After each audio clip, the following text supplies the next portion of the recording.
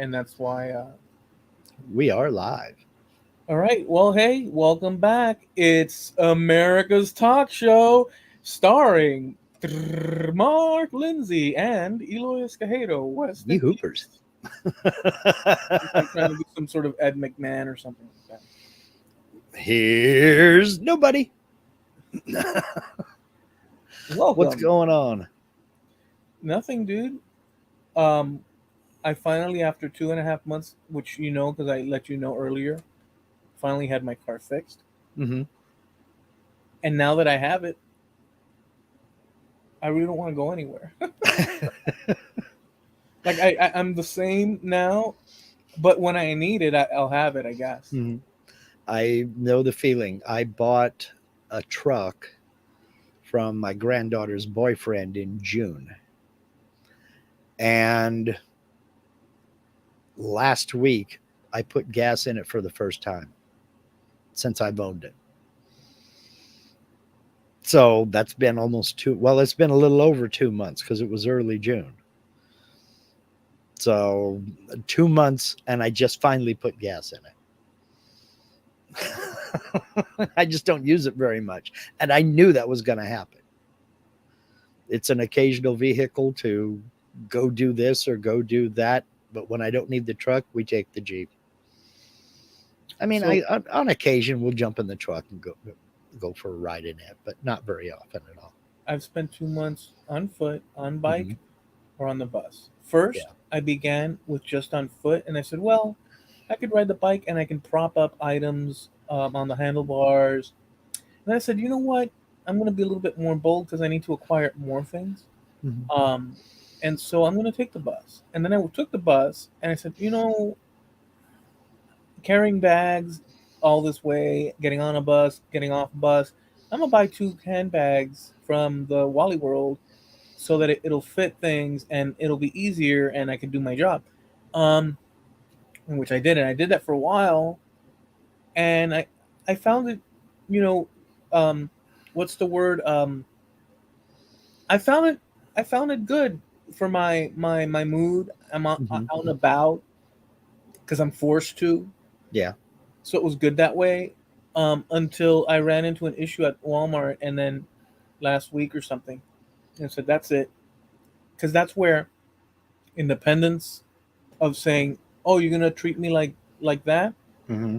Well, I'm not going to purchase from you and leaving immediately. But when you're invested in on foot, Yeah.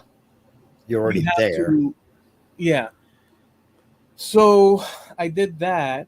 But the transportation was adequate and actually quite enjoyable. You get air conditioning, you get scenic wide window views, I got all that in both vehicles. and you're not driving. Yeah. I mean, there is that, but I don't know, man. We've talked about it before, but I think you and I and Linda and Steve are both out there. We're all of the same generation where independence was a big thing. You were nothing without independence. And I like being on my schedule, not somebody else's. If I need to go to Lowe's to go get a box of nails because I'm out, I don't have enough to finish what I'm doing, I want to be able to get up and go to Lowe's, get those nails, and get back so I can get this done before sun goes down. I don't want to wait on a bus schedule. And it's too far to walk. It's 5 or 6 miles down the road. I don't do 5 or 6 miles anymore. And I want to go get it and get back and be done Well, with it. I just will say this: Mm-hmm. you're usually the glass half full guy, Mm-hmm. and in this scenario, I'm apparently sounding glass. I'm sorry. In this scenario, you're apparently sounding glass half empty, and you gave your reasons, and they're not unreasonable, and I understand them. But in this scenario, I'm glass half full, and yet I'm the one that's engaged in the walking this. Mm-hmm. But I'll tell you how important the or how beneficial. Even so, even all that being true, which is true that you Mm-hmm. said, because obviously I ended up fixing it in order to alleviate that issue. Yeah. But I don't want to underestimate the, for me, value of that reduction in ability Hmm. to get my legs moving in the ways that they do when people walk, Hmm. forced to solve for where you need to go, but on foot Sure. or on a bus or whatnot. And in so doing, it has helped me mentally, emotionally, physically. Obviously, I was exercising before without Yeah. having that issue, but the point is that it gave me other points of views Hmm. that separated me from the things that I'm usually involved in, thinking, working out, whatever, Well, And I think that, that's a healthy thing. well, And so, yeah, another aspect of it is you're in a major metropolitan area, so you have that available to you. The bus comes by here, I think, twice a day. So that it's county-wide bus, but I think their fleet is maybe 10 buses total. I mean, we're very, very rural. So it's not like there's a regularly scheduled bus going by here every hour or every 45 minutes or even every 2 hours. It's once or twice a day. So that's just not an option. If you don't have wheels, you're walking. So, and I like to be, I say, I don't see this as half glass half empty or half full. I see this as having a glass or drinking out of your hands, you know. how far is it So, from you to Medford? if you, well, to the city limits, it's 9 miles. That's pretty extreme. So, That's pretty extreme. Yeah, that's not something you can briskly enjoy a walk towards. especially down a 4 lane, 5 lane highway, you know, car, because there's no sidewalks. It's just shoulder, then there's a ditch. And then most people walk along the outside shoulder on the other side of that ditch if they're walking at all. Yeah, that doesn't sound good. In this case, to get from here to downtown Miami, it's 15 miles or 12 to 15 miles roughly. Mhm. So that's quite the stretch. Yeah. Um, but we have plenty of stuff around here, Hmm. and then this other extra stuff is maybe a perimeter further out, Yeah. and for that you do need some sort of transportation. Yeah. But this scenario of having stuff near is Hmm. repeated all across the county, Yeah. no matter where you're at. We have some stuff that's real close by. Like I've got a little convenience store that's maybe a block and a half away. I'm about a block. Well, no, we're about 2 blocks off of the main highway, and right there is a convenience store. Do you walk to it? And I could, but I would just soon drive because they're long country blocks. It's maybe a mile, but I could walk to it if need be. There are a couple of fast food joints. There isn't a grocery store. There's it's kind of like one of those canned food warehouses where this week they got a bunch of this brand of canned peas in, and this week they got a bunch of canned corn in, but they never know what they're going to have from week to week. It's just they get shipments of whatever. It's one of those places. I mean, they have very little dairy. I don't know if they have any fresh meat, maybe a little bit here and there. Their produce section is like the size of my desk, you know. So it's you can get some stuff, but not much. And you're just kind of taking a guess at what they have. But to go to the grocery store, that's another 3 miles down the road in the next town over. Yeah, it's a little So bit difficult in that scenario. It can be done, obviously, yeah. but So I don't know. I guess over here we do have that option. Like if need be, mhm, one could sustain their back mhm. and forth using the transport Yeah. system here. Yeah. And that's great. I mean, especially if you're in an area where you have that available to you fairly conveniently, I don't know why you wouldn't use it if you have to. Well, when we were So, kids, or when I was a kid, mhm, um, back in the day, mothers didn't drive. Hmm. In fact, they never did. My maternal grandmother for a short while did, but she was like, Hmm. "There's too much back and forth." Yeah. They're from another generation too. Yeah. So we would hop on the bus. So I frequented all the back and forth that I've been doing now, which I mentioned before, and that's been nice too because it's reminded me um, a lot of the same places I would visit in a different context on the bus. Just using the bus reminded me. But throughout these years, I've visited the same places, but since my focus and context is different, I don't even think about the places I'm at as have been there Yeah. millions of or countless times before. Yeah. It's a weird little thing, but you really get placement when you're on foot Yeah. in the place that you grew up. Um, And you get perspective, a little bit different perspective than when you just pass it at 30 or 40 miles an hour. yeah, you get a Yeah. totally different perspective. Yeah, and so that's kind of a thing, I'm amazed, especially as of late, maybe for the past few years, of that very same thing that, um, like, that I can say. I wouldn't have thought this years ago. I mean, I would have thought it, Hmm. non-consequential, like just randomly, maybe I would, Hmm. but it's really, that I am really baked in to this place, this area, Hmm. um,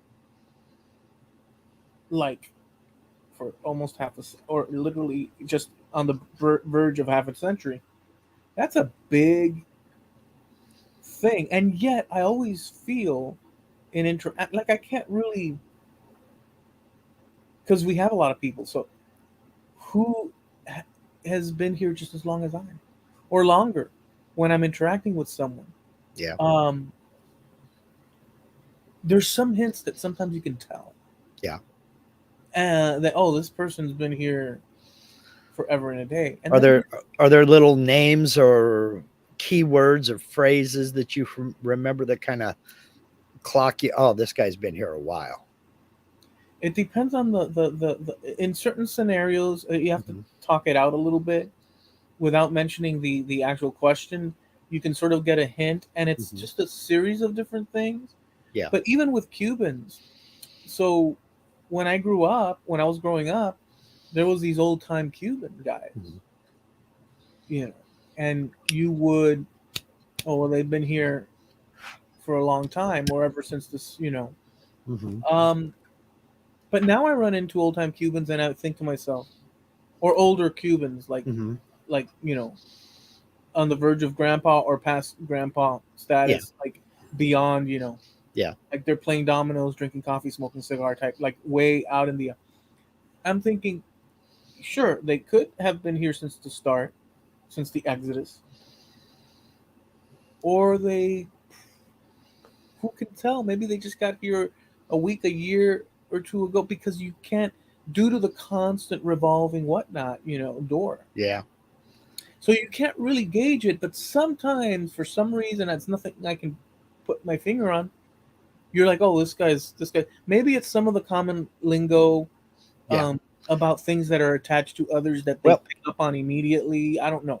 for instance, what was there across from you before it was FIU? Well, it was just an airport, but Okay. then before I was born, it became FIU. Okay. All right. But do you hear people say something about the old airport? No, You only on. know, you know that's an old local.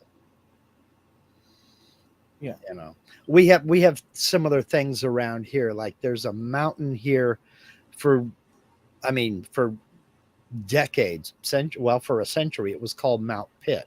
They renamed it Mount McLaughlin.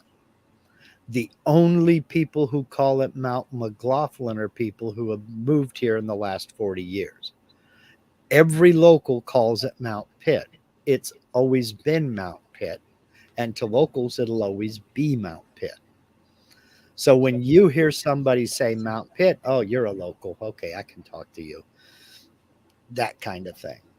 or we'll refer to certain areas by nicknames they've always had. Like there's one side of town up on one particular hillside, and I could give you the streets, but that area is called Buckshot Hill because the ground is basically clay held together with rocks, so many little bitty rocks up to the size of maybe a ping pong ball, but generally gravel. It looks like buckshot. So that area has always been called Buckshot Hill. But you have to be a real old local to even know that because they don't call it that anymore. So, A lot of things get replaced yeah. or built on top of, and then you forget. Like a lot of this area used to just be patches of like wild growth Yeah. when I was growing up. Um, Not as much as 10 years prior to me being born, or 20 or 30 years.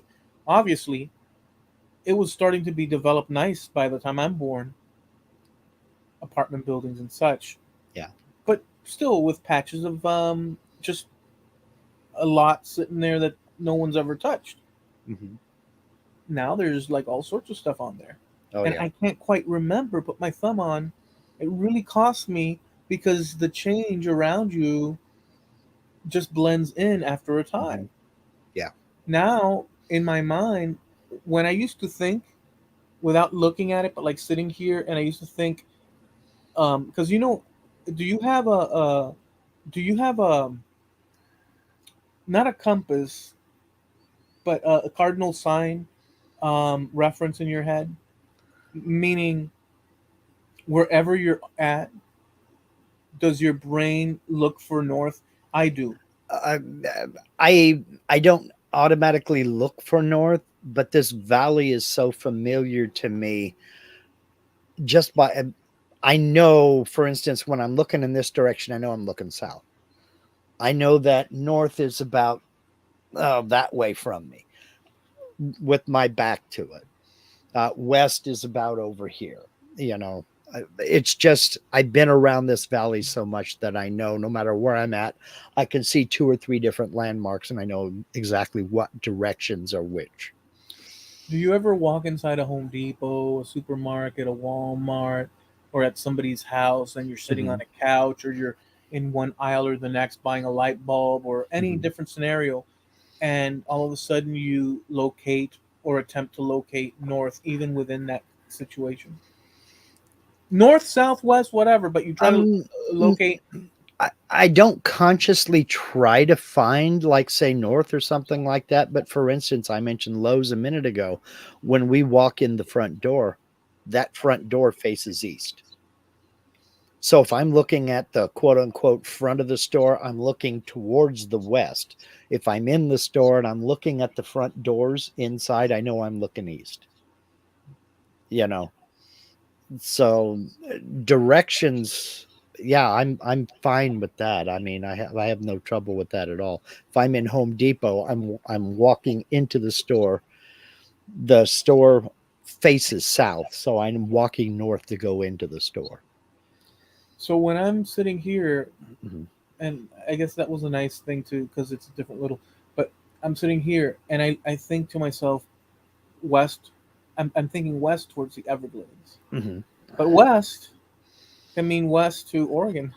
Yeah. West can mean west to whatever. But for my purposes, localized, I always think West Everglades. Mhm. It's just one of those things. Or Yeah. East City, meaning Mhm. Miami proper.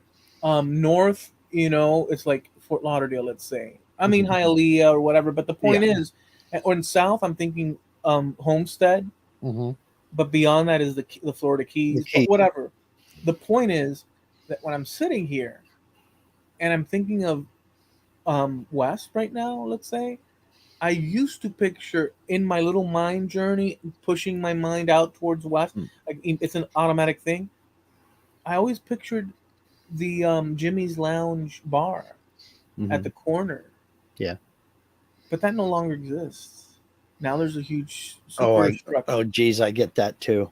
You see what I'm saying? So it's one of Yeah. those things. Yeah.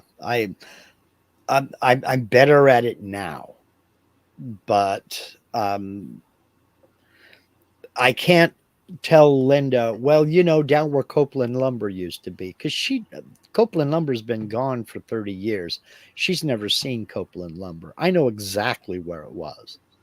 Or down to the Big Y. She doesn't know where the Big Y is because it's not a Y anymore. That shopping center is gone. There's nothing there called Big Y except one storage place. And nobody knows why it's called Big Y because it was where you had a highway come in and it made a sudden jog to the west and another highway come in and dead ended at that highway. So it was shaped like a Y. It was a Y shaped intersection, not a T. And they just called that the Big Y. And it was a Big Y shopping center. Well, that's gone. All the buildings are gone. Everything is gone. We So used to have a that whole reference is gone now. well, yeah, that's what I mean. But I just thought we used to have a place. I don't know if it's still around. It was called Lindsay Lumber. Mm-hmm. Um, I just Yeah. remember that. But the one we'd go to mainly Mm-hmm. back in the day, was a place called Everglades Lumber. Mm-hmm. And I remember that going on a trip in the car with my dad out there. It was on US 1. Mm-hmm. Um, it was like an adventure because we're going to this lumber yard. What is that? I mean, why does Yeah. that exist? It's a place where men do men things in my mind as a little kid.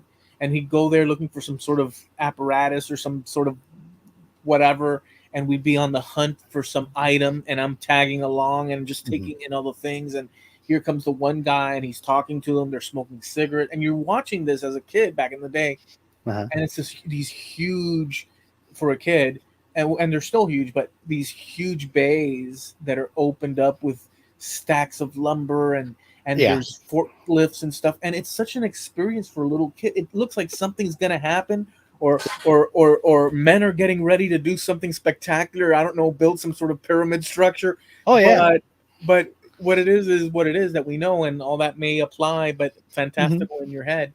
But I can remember visions like that as well. I mean, you'd see a big flatbed truck loaded down with lumber, and there would be a trailer with all kinds of stuff piled up in it, tools and what have you, ladders and all this other kind of crap. You think, wow, they're getting ready to build a house or what? Just little glimpses like that in the brain. yeah, Uh, Jamie Page, our buddy over in the UK, said, me and my mate do that. We still call what's now a convenience store Galaxy Video, which was a VHS rental place when we were kids. Yeah. There is there was there was a Foster's Freeze, a little ice cream shack down on Stewart and Kings Highway. You don't know what those streets represent. They don't mean anything to you. And I will still think of that corner. The building's gone, but I still think of that corner as Foster's Freeze. Across the street and kind of catty corner from it is now it's Cartwright's Market, but it was Piggly Wiggly when I was a kid. And I still think of that grocery store as Piggly Wiggly, even though it hasn't been that in 40 or 50 years. There are just certain things that my brain connects with this, that, or the other. amazing. Yeah, it's weird. It's weird what the brain will do and what time will do to your brain, Well, you I know? mean, another example of something like that, when I went on a hunt for an auger Mm-hmm. for my bathroom, Mm-hmm. I had to go on bus, by the way. The bus stops at the corner, and then you have to walk a ways. But before, it would go in and do a little route Mm-hmm. inside the shopping mall, which is an exterior. It's an indoor shopping mall, but the as all shopping malls have parking all around it. Yeah.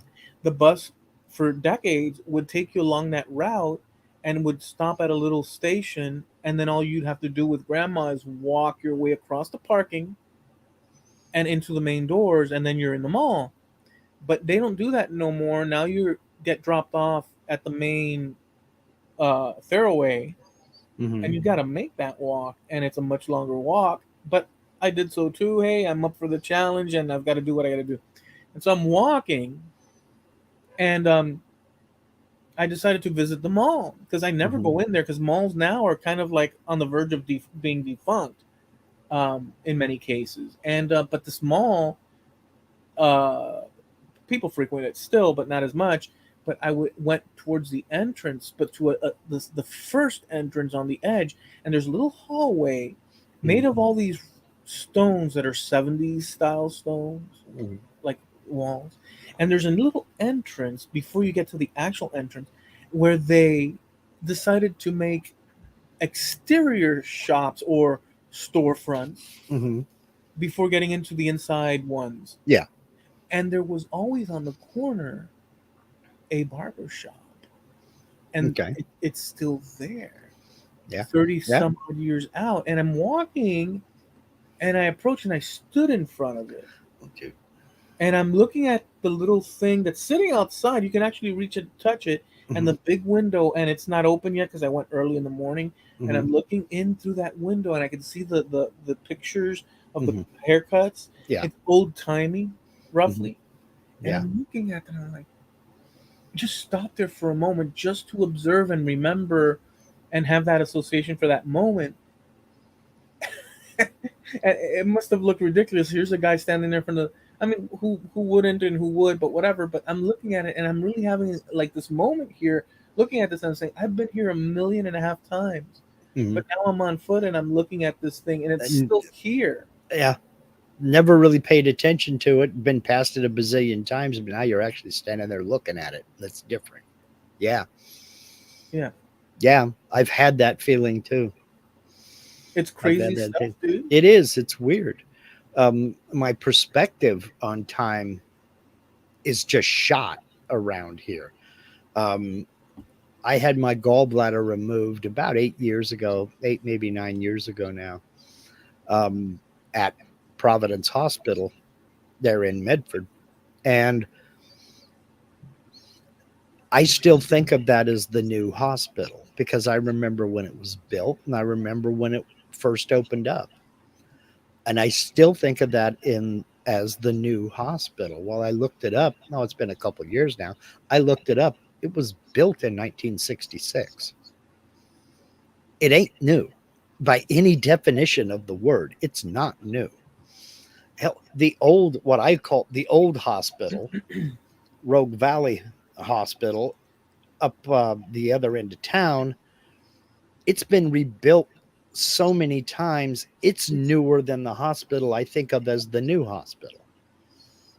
Crazy. One of those they've added on here and then they added on here, then they added on out here.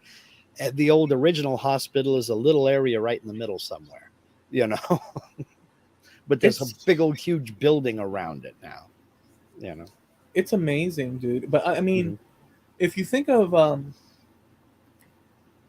America, Hmm. um, and you compare it to Europe, we've talked about this, but we have structures that are up until a certain point, Sure. that are that we have plenty of because that's when construction really got booming. Hmm. But there's a point where that no longer exists and stuff. In a sense, we're very new. Hmm. In a Yeah. sense, um, Well, that's that old thing. Americans think 100 years is a long time, and Brits think 100 miles is a long way. yeah. Well, they have structures Hmm. that have been sitting there for millennia, Hmm. and they probably, in many occasions, if they're not in that Hmm. mode, in that brain mode, Yeah. are walking by these very ancient structures, Hmm. and they're not paying it any mind Hmm. because they're not on about that at that given time. They're doing No. some sort of grocery thing or some whatever the Yeah. case might be. The same applies to us, but in a shorter uh, time frame. Yeah. But even if you take the variable out of, let's say, we have a shorter time frame of building structures and they Hmm. have an older one, we still have personally lived within 100 year span, all of us that are living right now, Yeah. all of us. Well, sure. So we only have a life reference Yeah. ability to a Right. certain amount.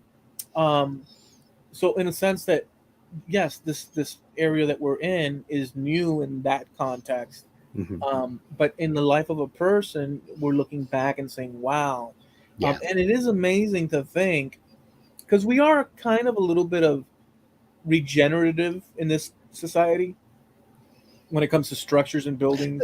Especially here lately, but go ahead on. Yeah, No, no, that's I exactly it. agree.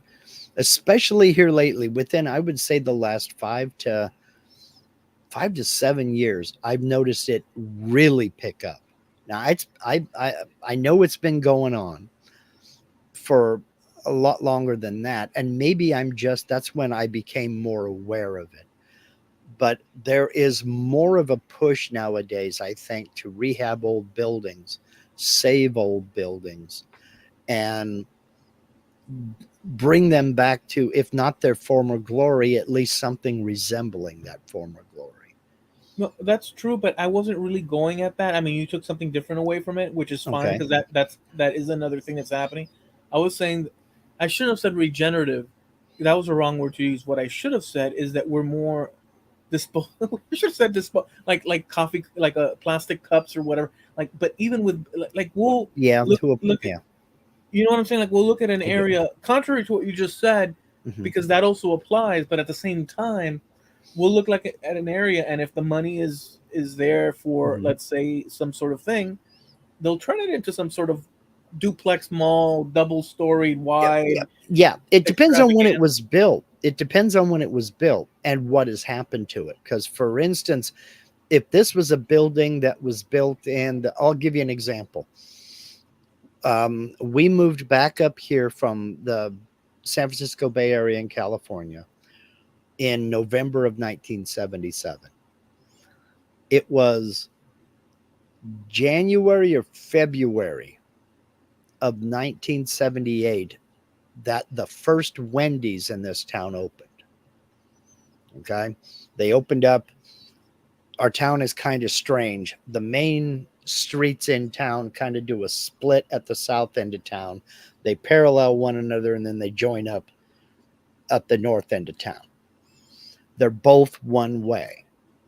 So you go northbound on one street, southbound on the other street, and they join at the north and south end of town. This Wendy's was at that south join. They tore it down last year. If that building had been built in the early 1900s, late 1800s, they never would have torn it down. There'd have been some sort of a campaign to save it. But because it was built in the late 70s, it was seen as disposable. So, I mean, it's gone. The only thing you can see is the asphalt from the parking lot and the asphalt trail that was the drive through. Everything else is flat, it's gone. So, not everything is worth salvaging. But if it's an old building, they'll do everything they can to try to keep it, up to and including the city or the county purchasing it and then turning it into an administrative office or something like that. It comes to mind that Steve just said something. Maybe we can pop it up. Man will always adapt. Steve, man will always adapt the environment or building to his current needs, and women will always tell us why we did it wrong. That's not going to score you any extra cookies at the yearly chili cook-off and chocolate chip cookie festival. Well, he's not wrong. Well, you screwed that up. That should have been the blue tile. I thought Um, you said you wanted the blue tile in this room. why don't you just wear both? Yeah. Polka dots and the blue tie, and Mm-hmm. everybody's happy. Put Yeah. on two suits while you're at it too. Mm-hmm. Here's a fedora and here's a baseball cap. Everybody's happy. Yeah. There's a Really. lady on somewhere in one of these flip through little things, Mm-hmm. and the lady's like, she reviews cooking, that weird cooking stuff, and she Yeah. says, "Oh my goodness, look how creative! We're just gonna dump all the pasta in there, aren't we?" Have you seen her? No. If she's like heckling. Well, she's like saying it like she's in shock, but like describing it, and then she's like, "Oh, we don't need no." She says something to the effect, "We don't need no tomato sauce. We've got ketchup, no problem." And then you see the person. So she's reacting to one of these funny. She's hilarious, dude. There's a guy. He's actually from Malaysia. His name is Nigel Ung, and he has a character that he plays, Uncle Raja. And Uncle Roger has a very, very thick Malaysian accent. And he does that. He reviews people's cooking videos when they're trying to make Asian foods. Yeah, And his big one is egg fried rice. And he has a major war with a lot of celebrity chefs. He actually gave Gordon Ramsay bonus points for, yeah. Oh, dude, Uncle Roger is hilarious. Uncle Roger, hilarious. I call you Uncle Jamie. It's that kind of thing. He he is hilarious. He got into a bit of a tussle with Gordon Ramsay. There's a British cook named Jamie Oliver. I don't think he said anything nice about Jamie Oliver.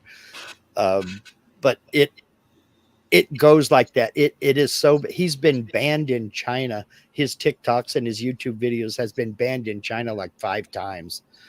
And he really takes it personally. It really bothers him that they have banned him in China.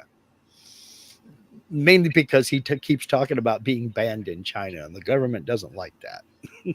But yeah. he is hilarious. I got to tell you. Um, Before we go to what you, because you had something that you wanted to, I just wanted to mention one little thing. Okay. We have, we have Netflix. Now I'm Netflix. Mm-hmm. We at Netflix have, including myself. There's a series on Netflix which is quite entertaining. Mm-hmm. If you like the superhero genre, but this is not quite superhero in terms of the bombastic, Mm-hmm. just constant explosion stuff. This is really good. It's got an old timey feel to it, but it's not old timey, but it does have. And it's called the Umbrella Academy. And the premise is that this old, see, that's wrong. This gentleman, he plays an old father in the thing, but this gentleman in the late, I guess, early part of the century, last century, left England Mm-hmm. all proper like and Mm-hmm. whatnot with the tailored suit and stuff. Ends up in America, opens up a store, somehow gets involved in like governmental stuff, and I don't know this and that. They don't explain it initially. I'm just Mm-hmm. telling you like after you put all the pieces together. But he's got like some sort of business and stuff. But he does secret stuff too. And one day it appears in the papers or on the news or something like that these kids were born all across the world the same day at the same time at the same moment. And in many cases they were born, like let's say a woman that's not pregnant all of a sudden is immediately becoming pregnant Mm-hmm. and has this baby. And he went across, and it's in the weirdest, strangest locations. He went around and collected all of them, buying them, Mm-hmm. and became their father. And I don't know, I can't remember now the details of that because I'm past that in the series. But they all have superpowers, Mm-hmm. and they live somewhere in New York or whatnot in this huge mansion thing, the same place that he bought, and it's called the Umbrella Academy. And the whole premise of it is he, the father, dies, but leaves some clues. And the kids are all estranged. They're not really blood relatives, but they Mm-hmm. grew up together, so they're brothers and sisters in that fashion. Yeah. And they eventually get together to solve some sort of mystery. And there's time travel involved in it, but in a very unique way, they create the story with very interesting characters. And there's a little bit of your Back to the Future sort of stuff. You're but done really well. it's a dramatization, action slash whatnot, and it goes on for like I don't know how many series Hmm. or seasons. It's called the Umbrella Academy. Yeah, it's called the I'll look Umbrella into it. Academy, and I find it interesting enough that it keeps my attention. They just came out with a new um, s- uh, season. Hmm. I've not reached it because I'm rewatching it to remember it. Hmm. Takes me a little while because I get distracted with other things. But the Well, point is that yeah. it's got a good vibe in terms of like, um, what's that called? Steampunk type vibe in a way. Oh, okay, yeah. It's a little bit of it, not a lot, but it's got a Hmm. little bit of it. So it gives you that feeling of sometime back in the 30s, but no, maybe in the 60s. It's cross Yeah, century feel. Very cool, very cool. Just letting you guys know if you haven't seen it, it might be I'll something look into to it. check out. I'll look into it. We don't have Netflix, but that's not going to be forever. I have a feeling. If I ever get Linda to pick out a new TV set, we'll probably end up dumping cable because we'll see what happens. I just recently dumped my cable um, because I'm not watching it.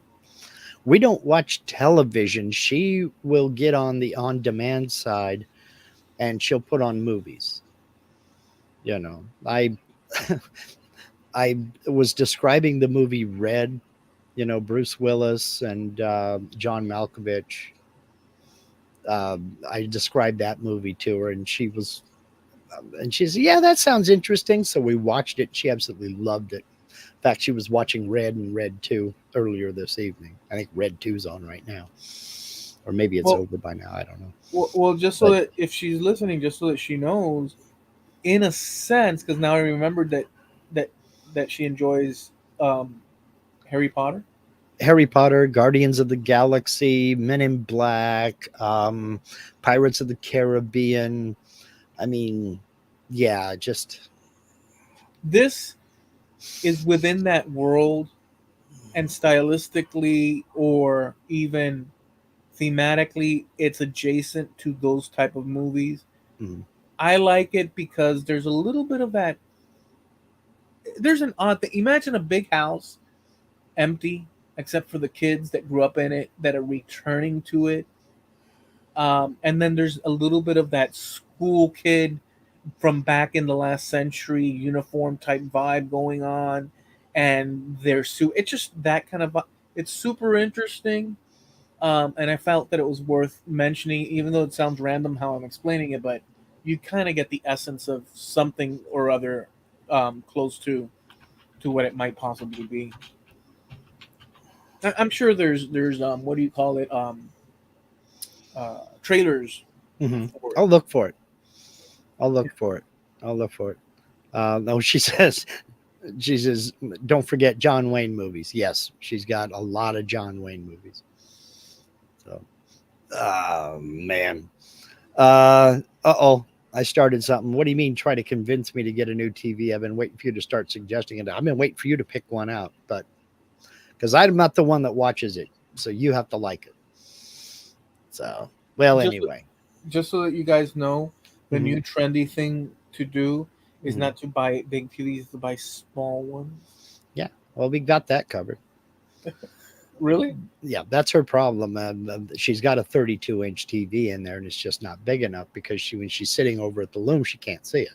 You Oh, know, I see. so I've got a wall mount. It took me forever to find a mount that will go in the corner of the room because we're very limited on where we could put it. I finally got the right wall mount for it, and it'll go up to a 60-inch TV, but I don't think we can get a 60-inch in that corner. So Yeah. now I'm just waiting for her to decide she likes the picture on this one. So, Dude, we had this huge, or my parents had in their room, mhm, this huge furniture television, and I remember mhm. that being the thing, and the screen was huge. Oh, one of But it them wasn't any. rear projection TV kind of No, a thing. it was 1960s style regular Oh, okay. TV. I'm just saying it was huge. Hmm. No, the screen was Hmm. Like a just that 27 inch something. Yeah. Yeah, that glass. When you Mhm. touched it, you felt like electricity. Yeah. It was that, type of thing. And I remember that was like the bee's knee. That was the top of the. That was the thing. You saw Mhm. that and you were like, but if I wonder if I were standing in front of that TV now Mhm. and compared it to what we're using right now, what that would. Oh, no comparison. There'd be no comparison at all. The definition we're getting today is 1,000 times better than what it was back then. Because I remember that as well. The biggest TV screen I saw back in the day was 27-inch, maybe 29-inch. Maybe I've got that wrong, but I thought 27 was about the biggest. And that was the old 4:3, almost square format. And they measured diagonally. Well, now she's got a 32 and it's not big enough. And I agree with her. It's not a small TV, but it could be a lot bigger. So we're looking at something in the 50 to 55-inch range. I mean, the So, difference, if you did have a side by side, mhm, there would be no comparison, like you said. yeah. But I would like to visually see it because what it would remind me of is what we were looking at back then. Oh yeah. Were we connecting? Because you could see the images clearly. I remember clearly. Hmm. But the question is the clearly that I was seeing compared to me thinking about it now. You had nothing to compare it to. You had nothing else to compare it to. I No, I'm mean, saying from so my, if I were to go back in time, or if I would have a TV next it to would this, look crappy. Yeah. so we were in effect looking at crappy images. Oh yeah, we were looking at crappy TV. We were looking at crappy, even, well, I won't say movies because that was a different take. I mean, No that came TV. down to the film and what have you. But Yeah, yeah. um, but television back then, and it also depends, was it black and white or color? Because black and white, you had the lines of resolution, and in color, it was all dot matrix. But color was always sharper than black and white. But we had black and white TV in my house until, oh God, I was 16 when my parents got their first color television set. And I thought that was the coolest damn thing in the world. I couldn't believe how good TV looked after that, after we made the switch to color. Because all I had ever known was a little 21-inch black and white console set that my parents bought at Sears. I can't tell you what an experience. You have to understand the context of the stranger. So my dad laying on the bed Mm-hmm. in his room, I walk in, and I don't know if I was looking to find a movie that or a show that maybe was going to be on because it was on his choice, Mm-hmm. not because I decided to. But I'd go in to see what he was watching because maybe it's something I want to watch. Yeah. And here is my father smoking cigarette, always like this in the bed, looking at the thing, chuckling sometimes, and on the screen is Howdy Doody. Not Howdy Doody. What do you call that? Uh, Hee haw. Hee Haw. It Mm-hmm. is Hee Haw, and I'd sit and watch it a little bit, Mark, but I just didn't get it. Especially, I didn't get it, dude. I didn't get it. Especially people popping out of like the freaking like Cornfield, yeah. cornfield. Like it was like, what the heck's going? Because remember the context of a kid in Miami Uh-huh. that just simply doesn't. You can't fit it nowhere, and so. But my dad's there just enjoying the hell out of it. Maybe And that's what he thought was so funny, was just that whole absurd idea. maybe I don't know, or maybe that's just what was on and he didn't want to go and change the channel. But Yeah, we didn't have a hell of a lot of choices. yeah. So if Hee Haw was on, Hmm. that's what you got, and whatever, Hmm. you know. I just couldn't figure it why. Hmm. But that memory is always now. We also watched a lot of the, um, I guess you'd call them film to TV, um, animal shows like Mutual of Omaha, which we've talked about in Wild the past. Kingdom. Oh yeah, Marlon Perkins and Jim Fowler. And Marlon was always doing the same stuff, the safe stuff.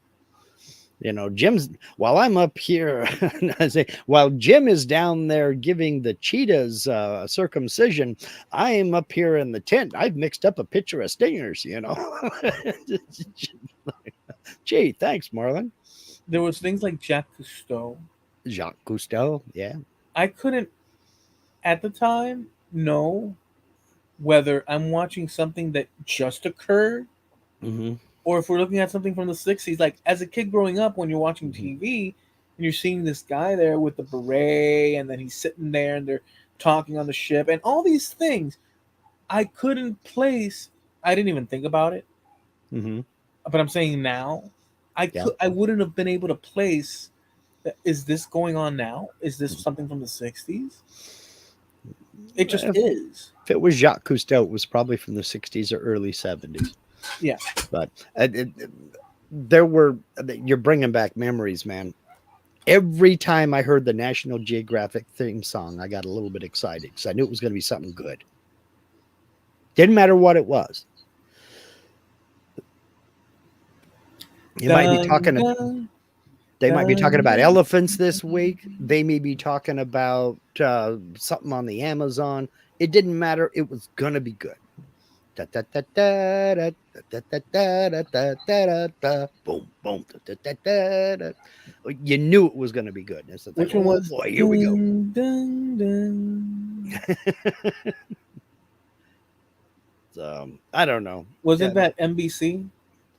Boom, boom, boom. Yep. And then there was one that spun. Yeah. Yeah. I can't remember the actual.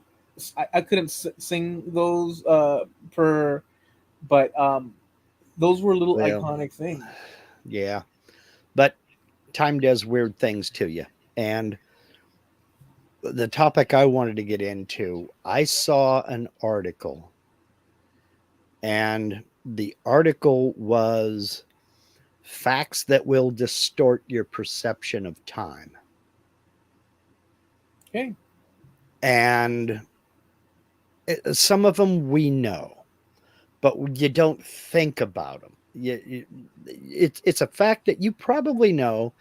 It's not super astonishing, but it's just, whoa, wait a minute. They're absolutely right. And a couple of these I didn't believe. I had to go look them up and do my own research. And yes, it is actually true. Yeah, but before you start, something like never dip scrotum in shark infested waters, stuff like that. No, no, no. But you've heard things like Cleopatra was alive closer to us today than she was to the construction of the Great Pyramids. Yeah. You've heard that. Yeah, because you've mentioned it. Right. So, and for those out there who may be going, huh? Meaning that the era of Cleopatra is closer to us than it was to when they built those pyramids. Yeah, she's in our timeline closer. Mm-hmm.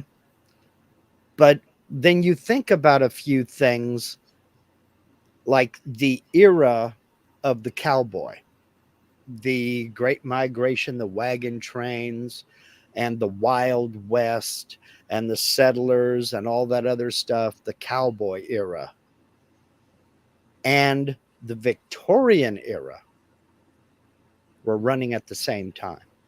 Mm-hmm. Two completely different settings, two completely different visions. Victorian era ran until the late 1800s when she finally, I think it was, no, was it? I think it was 1901 when she passed. But it was a long time. Mm-hmm. And all that was going on while we were doing the Wild West thing. I don't see it too desperately different. Yeah. Yeah. Okay. But you know why? Because I just think of the East, Mm-hmm. and I don't know. I just think of the East and then the West, and it was concurrent. So I don't. Well, let's run with that a little bit further. You think of the East, think a little bit further east. The samurai period in Japan Mhm. ended just after the end of the American Civil War. I always picture that being back in like the 1600s or the 1700s or maybe even older than that. But that was going on until the 1870s. I don't have a strong hold on understanding of Japanese history sufficient to be able to, Hmm. like, I really don't have. Let me just push the door open for me. I really don't have, so I couldn't tell you. But yes, if anything, I would say it sounds something like it would be back. Yeah. Yeah. Okay. Here's one that I had to go, wait a minute, and go look. And I took a deep dive into this, and it is true. The Ottoman Empire was still around when Walt Disney released his first cartoons. The Ottoman Empire ended in 1921, or excuse me, 1922. And Disney's first cartoons came out in 1920 and 21. Yeah, that's another one that I don't have fully grasp of because I haven't studied that proper. But I do know that, especially with recent events, and just looking at that whole area of the Middle East, in a general sense, that they had control of that. And then right after the British came in, um, so I kind of can fit that without too Hmm. much struggle, but I Yeah. haven't really explored that sufficient. Okay. I Okay. know that Turkey was within that world, and Hmm. I know that the name of Constantinople Hmm. was changed to Istanbul, Turkey. Is- Istanbul, Right. and that Constantinople was the center for the Roman Empire The Eastern Roman Empire. Yeah. for a long time. So I have that, Hmm. but I've been stuck Well, more in the West more so than anything. along those lines, the Eastern Roman Empire fell 39 years before Columbus discovered the Americas. That's how long the Eastern Roman Empire lasted. Lastly, After it fell, they decided they needed to differentiate it from the Roman Empire, even though it was Constantine who moved the capital from Rome to Byzantium. It was called at the time. Later, that became Constantinople. Then it later became Istanbul, Turkey. But it was the Roman Empire. yeah, the And then, Byzantines, yeah. then after the Eastern Roman Empire fell, probably 15, 1600s, they started calling it the Byzantine Empire. Hmm.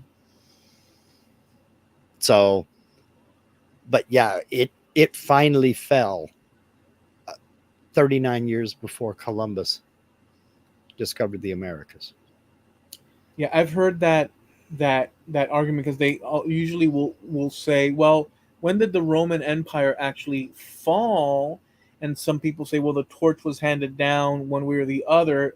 Justinian was the one that controlled that, Yeah. out towards the east, and all. But people usually think of Rome or Romans or that empire as something Well, 2,000 years ago.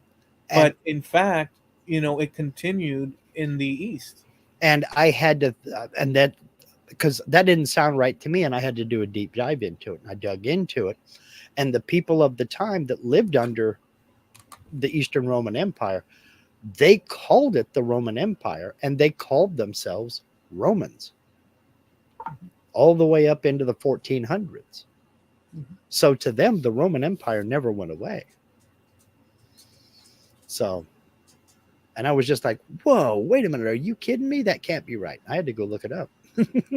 Yeah, Rome was super important, but Oh, definitely. but I mean, but the people are still there. Hmm. Yeah, Um, just as time marches on, sure. um, we're the representatives of our respective Hmm. ancestors and wherever they hailed from. So I'm a representative in a sense, more specifically of, I like to say I'm a consequence or Yeah. result of the Spanish Empire's exploration of the Americas. But in my case, it's a weird thing because Well, yeah, it How can I wasn't a put this? straight line. No, that's not what I'm saying. Although no. So what I'm getting at is that the Spanish Empire began its exploration in 1492. Let's call it that moment because it's the moment that Hmm. Columbus and whatnot. But and they started populating since the 1500s, beginning of all the way until present time or whatever. But whatever. But the thing is that I consider myself a consequence of that because I'm in the Americas or in Hmm. America. Um, but at the same time, it's weird because my my my family is recently arrived to Hmm. America. So it's not like it's something from back in the day. I'm kind And of like a and newcomer, generationally speaking. and that's what I meant when I said it wasn't exactly a straight line. There was a bit of distance. There was a bit of time. And then there's that too, because well, that's what anchors the concept of having people coming from different places. Because I have Mhm. some Italian, I have Canary Island, I have this and that. Well, yeah, That's kind of something that would occur anywhere, but in the Americas, that's something that you would see people that have yeah. ancestry from desperate different places. Hmm. But one thinks of the exploration back then, Hmm. that's something. But there's always been movement towards this Sure. hemisphere. So I just find it a strange, but I do consider. I guess it's somewhere with what you were saying before about thinking something in the past, but yet it's still near. Yeah. That's where I started thinking about that. Well, and that's what this whole thing about is kind of the distortion of your perception of time. Like here's another one: Machu Picchu in Peru Mhm. and the Sistine Chapel were built 33 years apart. That's crazy. Do we I know would, that? yeah, they've dated all the construction and everything in Machu Picchu, and they have the records of when the Sistine Chapel was built, and the Sistine Chapel was built 33 years after Machu Picchu. And when was that built, in the 1500s? Yeah, there was about a 100-year span where Machu Picchu was actually used for anything, and then with the Spanish coming over, everything stopped, and that's when that ended. Interesting. Yeah. Do you know So, that the first languages to be captured in books mhm, um, were not Europe? Some of the first languages were not even European. mhm. They were indigenous from the Americas. Did you know that? Um, what about the Vedic texts from the Indo-Europeans? No, I said some of the uh, when print was. Think of Western Europe. Okay, let me correct it because obviously there's Bibles going back and there's Jewish texts and so there's that. But think of Western Europe and the printing of Oh, okay, I get what you're saying. Okay, okay. so the first what some of the first Hmm. in print like books like Hmm. done of conserving a language Hmm. wasn't even European. Some of the first before, let's put it this way, I'll say it this way: before many European languages were Hmm. captured in volumes to Hmm. represent that language, like reference points and whatnot, Yeah. many before many of Europeans, native indigenous peoples of the Americas, Mhm. languages were captured in writing. And you know, well, did you know that? No, I did not know that. It must have been South American because in North American, I've not heard of any written histories or Well, written they, languages in North America. well, yeah, no, yeah, well, okay, so here's the thing: when the Spanish came, Hmm. they didn't come just the soldiers. They came with Oh yeah, priests and weavers and yeah. metallurgy type people and whatnot, because you need to you know do your job and stuff, or you need to maintain the garrison or whatever you want to call it. But that wasn't the only people that came. Clergy came. Yeah. The job of the clergy was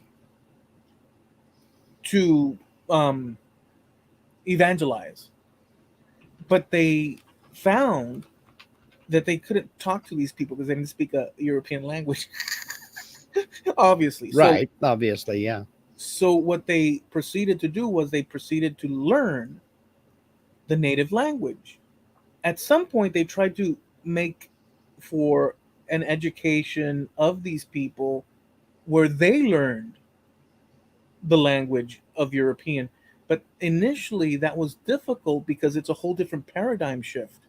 It's easier for these priests with knowledge that German exists, English exists, there's variations in language, and we have a Mhm. form to write it down with. So, what Right. they ended up doing was they started learning the Indian or native languages and they started recording it. So, as a consequence, and it was all in order to evangelize and to, because Right. these To people, convert. Yeah. to convert these people, because the idea was that these people, you know, have not heard the good news, the Hmm. gospel stuff. Yeah. So, as a consequence, many of these languages were written down or recorded and Hmm. conserved in for future. So today, many of those languages Hmm. you can reference in books that were written in the 1500s, Yeah. prior to many Western European nations, Hmm. and they did it because of the need to evangelize those people in those circumstances and whatnot. So that's an interesting thing too. Hmm. Um, Something that people wouldn't even imagine. Yeah. Yeah. Let's see here. Couple. There's only a couple more here. Um, when the Great Pyramids were being built, talking about the pyramids, there were still woolly mammoths roaming the earth. The last, basically, might as well say, herd of woolly mammoths was on an island off the coast of Russia. It's possession of Russia's. And they finally died out about 4,000 years ago. The pyramids are older than that. So there were still woolly mammoths roaming the earth while the pyramids were being built. What do they say the pyramids? They were like 8,000 years ago. Something like that, yeah. When you start thinking, I don't know about you, but when I think mammoths, I think prehistoric. I do too. But they were hunted by men, and that didn't lead to their demise. The end of the ice age is what basically led to their demise, but the glacial period. Yeah, that I did not know. Well, I mean, they have found mammoths Hmm. conserved in ice, I believe. Yeah, there are said they have found some very well preserved. They found one baby that they have since excavated and gotten out of this glacier, and doing all kinds of research on it.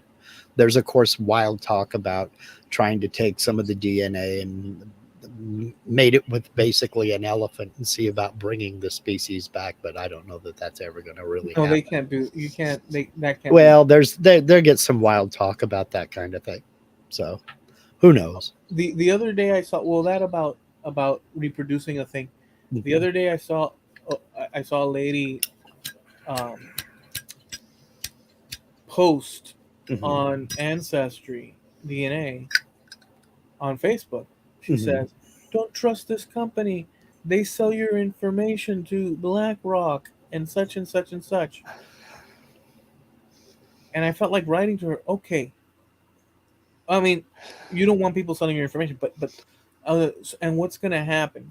Because here's the thing: your the letters that they pull Hmm. from your whatever letters they pull from you Hmm. as an individual, it doesn't matter. Yes, you're yourself, so you have Hmm. your specific little things, but broadly speaking, any of the 1 to 2 to 3 million people that have already tested that belong to your broad group of people Hmm. already have all the information anyhow, that even though they're missing your little organization of letters as a human being individually, Hmm. they already have enough to basically rearrange it so that if it's some sort of weird conspiracy of like eliminating the population, like some weird thing, Yeah. they can already do that if they did were able to do that, but missing the information. Hmm. No, the information is there. It's been there since they did the Human Genome Project.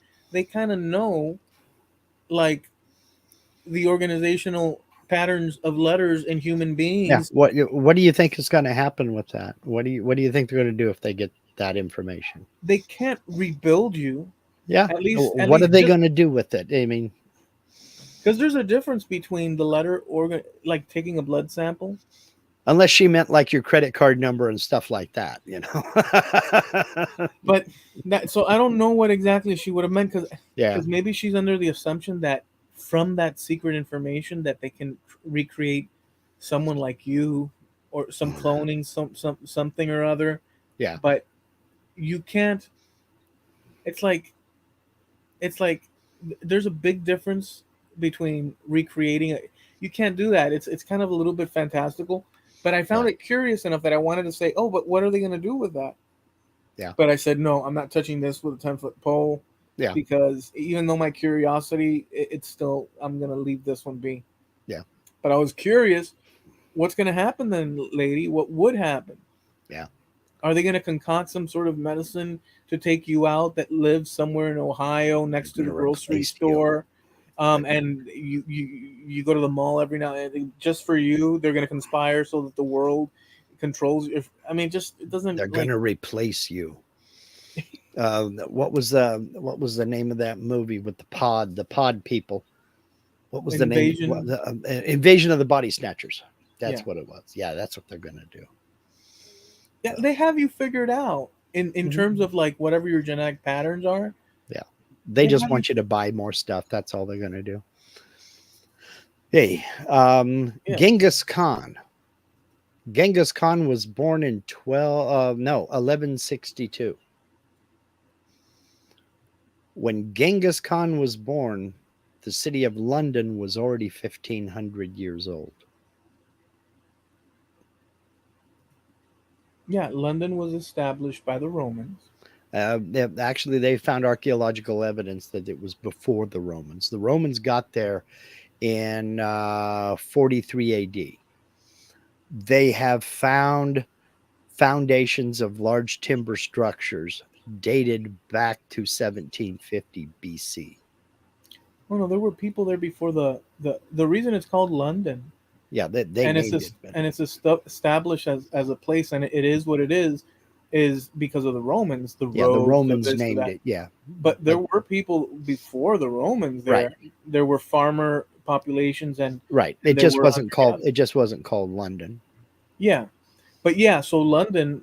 Um, but what I'm saying is that the important point that we can reference Hmm. in recorded history is the Romans.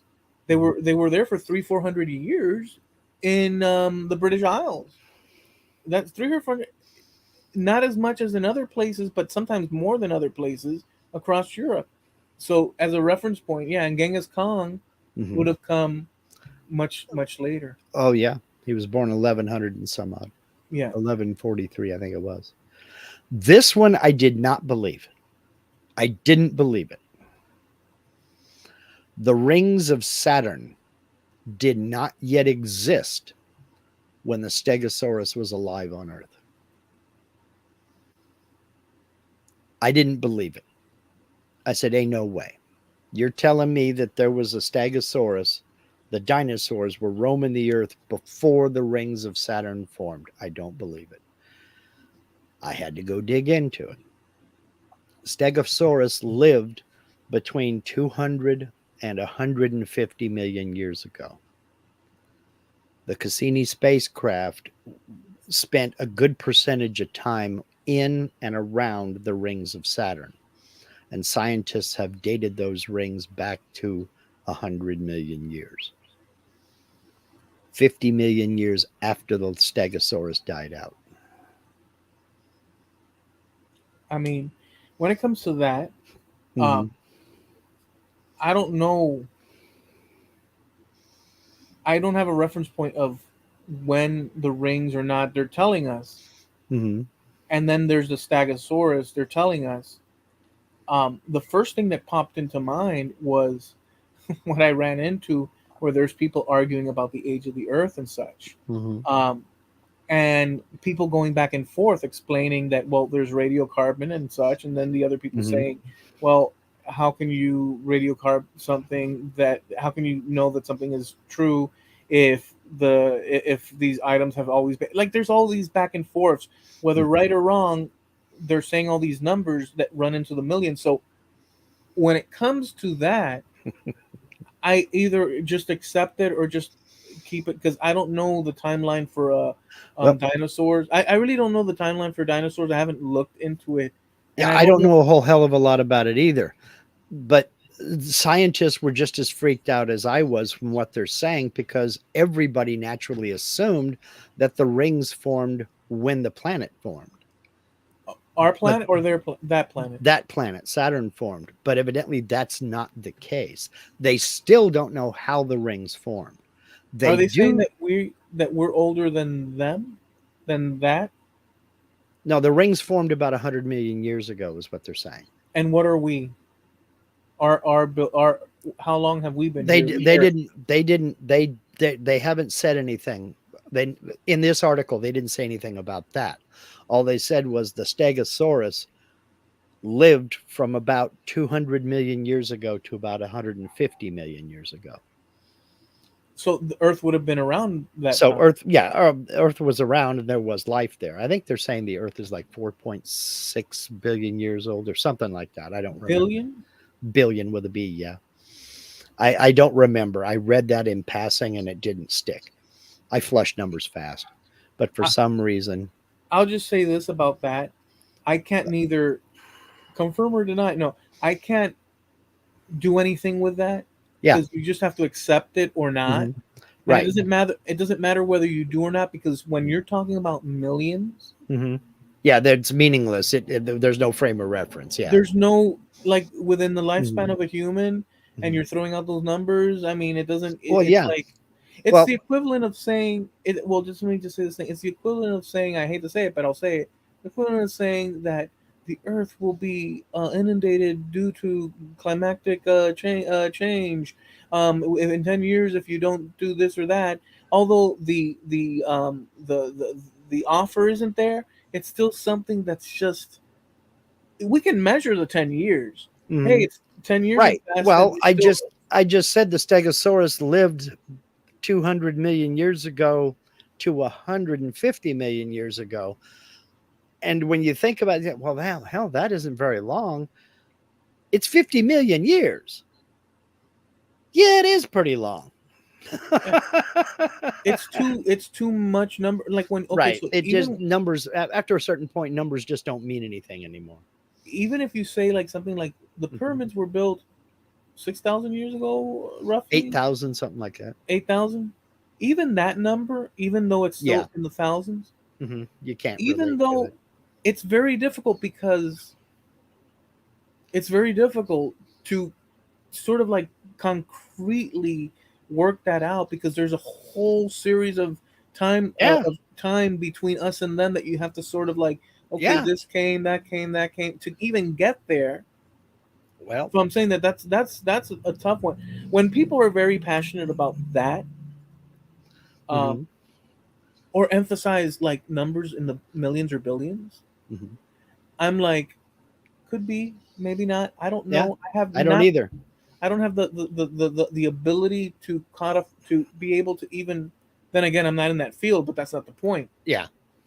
I find it that it's a little bit in the fantastical. Well, Whether it's true or not, it's still fantastical. let's throw one out here that you can relate to. Okay. John Tyler, 10th president of the United States, was born in 1790.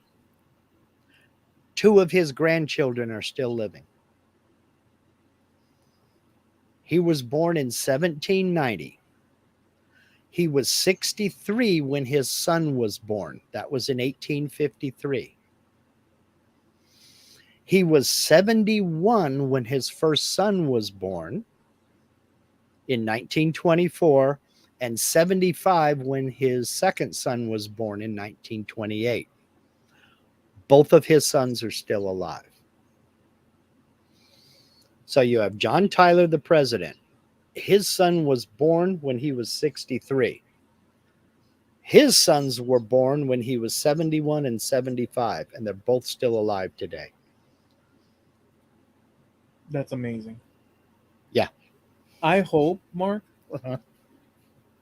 this is a little bit selfish, but not really. I think it's quite that they take a DNA test pronto. Because to be honest with you, that is so useful. Who knows? Maybe they have. I don't know. It's quite possible they have. I can't tell you this. I got to tell you this. I know you have a list, but let me interject this since you're Okay, talking sure, about it. sure, sure. Or actually, I'm injecting it because it's kind of. Let me just throw it out and whatever, and we'll continue. Last week, or maybe at the beginning of this week, yesterday, or maybe at the end of last week, a paper came out Mm-hmm. from somewhere in England in conjunction with Spain. Mm-hmm. There's let me give you the backdrop because this is interesting. I'm going to say it half good and half poorly or whatever, but whatever, because I don't have all the facts nailed down, but I read it. I Mm-hmm. did sit and read the paper, by the way. Mm-hmm. It's just that I can't recall it perfectly. So bear with me. This is going to be big. One of Jesus Christ's apostles. This is going to shock you, but there's a reason thing here, which I believe was Santiago, Mm-hmm. but in English it would be James, I believe. Traveled across Europe to preach the good word. Mm-hmm. You know that Jesus lived in, let's call it the year zero, Mm-hmm. was 33 years old in 33 AD, Mm-hmm. and passed away by the Mm-hmm. crucifix and such. He then sent out his apostles to preach the good word across the world. And some people went to Spain. This particular um, apostle went to Spain and began his preaching. Legend has it, this is where the legend begins, at least, you know, that James died in Spain, Okay. in Galicia, and there he was buried along with two of his assistants, which had their Mm-hmm. names, and it can be looked up as Yeah. far as the reference point of what it is. In other texts, he was beheaded and buried in Jerusalem, or in the Middle East, likely Jerusalem.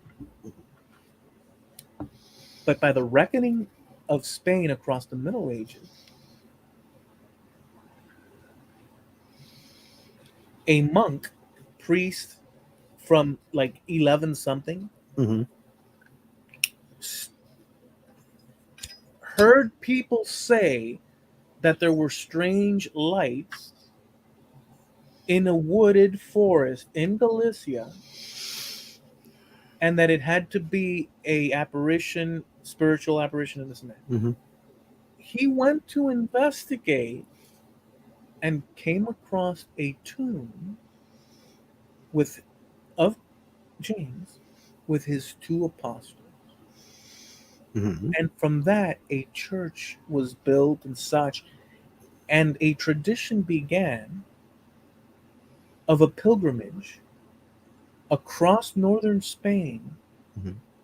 called El Camino de Santiago, Mm-hmm. or the Walk or Path of Santiago, Mm-hmm. which people from all across Europe, the British Isles, Mm-hmm. France, Yeah. and beyond, converged across the Middle Ages to take the travel of Santiago. Mm-hmm. And this thing has gone on till this day. So now there's this walk. Okay. Um, bones were dug up, Mm-hmm. a grave was dug up that people said wasn't wasn't the apostle, Mm-hmm. but was the priest. His name was Theodore. I don't know, something or other. It could be looked up. But let's for now Theodore. Mm-hmm. That they said this is Theodore, and Mm-hmm. across the 20th century, different people were checking his bones because they thought Theodore was a myth. Mm-hmm. Obviously, many people say that the apostle being buried in Mm-hmm. Spain when he's all the way in Middle East is a myth as well. Obviously, so all this is conjecture in terms of that. Mm-hmm. But they thought that the priest didn't exist. Mm-hmm. It turns out that some people said that no, the grave we found of the priest Mm-hmm. and his headstone says it, like the sarcophagus Mm-hmm. says his name, and in that old scripture as well and all that. They said no, this has to be from a woman or a young boy or this or that. They finally got around between London and Spain universities in studying the bones. It turns out that it was a man, old man, Mm-hmm. of this era, of the era that supposedly Mm-hmm. Theodore would have lived in, and that at least they've honed that in, and so they're saying that we have high confidence that the fact that he existed as a person is true according to the sarcophagus, this and that. It points to it at least Mm-hmm. that this is the man that was talked about back in the Middle Ages. Mm-hmm. Um, but beyond that, that's it. So surrounding this testing of this priest from back 11 something Mm-hmm. AD is all these other myths or legends, let's call them, Mm-hmm. that attach to the Middle East and to Christianity, that people still perform the walk today. And it's just a spectacular travel through history in this Mm-hmm. article, this paper. And they pulled what his genomics are and all that. He was R1B. Mm-hmm. He had percentages of North African DNA. Mm-hmm. He had Visigothic DNA in him. Essentially, they identified him as Spanish, as fitting within the mold of that. Mm-hmm. Although he had elevated amounts of North African DNA, because North Africa, you know, Mm-hmm. there was a lot of, I think there still is Christianity there, Mm-hmm. and back and forth and such. So there was that. So it wouldn't be a wrong thing. Or they suggest, what if it was the from the Moorish era, that it just was propagated forward, but that this person was a slender man, ate a lot of fish, and we can, so all these things basically recreate this man's life in as much as they can, and it's attached with this legend. I found it interesting. I just wanted to share that because it was in conjunction with English universities, um, Mm-hmm. and it was just a fantastical thing I read. Maybe yesterday or on Friday, I think it was. Okay. Okay. Just wanted to share that. I got nothing to say to that. I mean, wow. It's a little involved, but I Yeah. like that there's this legend stuff involved in it, Mm-hmm. mixed in with that they didn't even know whether this guy existed. That was the one that found the graves, let's say, and involved in all that just creates for a nice story. Whether it ends up, I think without knowing any better, that it sounds like if the grave has the writing of the guy and they Mm-hmm. check the guy and he's Spanish anyways, um, it sounds reasonable. I don't know it for a fact, but it looks like it's the guy that they were talking about. So it seems that way. But we can't Okay. rule out that anything within a 1,000 year span could Mm-hmm. could also be. Yeah. It's just a cool story. Anyways, Okay. anyways, All right. All right. was that crazy though? Really? Yeah, it is. I mean, but it's, I mean, who knows? Who knows? Well, yeah, we can't say. The only cool thing is that the attached stories going on through centuries and centuries, and people are still Well, practicing. the stories came from somewhere. Yeah, yeah, but people do this pilgrimage type thing. Hmm. There's this story, and there's always this back and forth. It's like a little nice little story that's kind of, at least they bow tied a little bit doing the study on it, Hmm. and it's got enough legendary stuff in it that piqued my curiosity, and nothing. I Let's go mean, on to the next one. It's just okay, wild. all right. Um, George Washington died in 1799. That's true. The first dinosaur fossil was discovered in 1824. Therefore, George Washington and people of his time never knew that dinosaurs even existed. That is strange to think about, that before 1824, nobody had a clue that dinosaurs existed. That is an interesting one. Gentleman in by the name of William Buckland discovered and first described the Megalosaurus, now regarded to be the first dinosaur to be actually identified and named in 1824.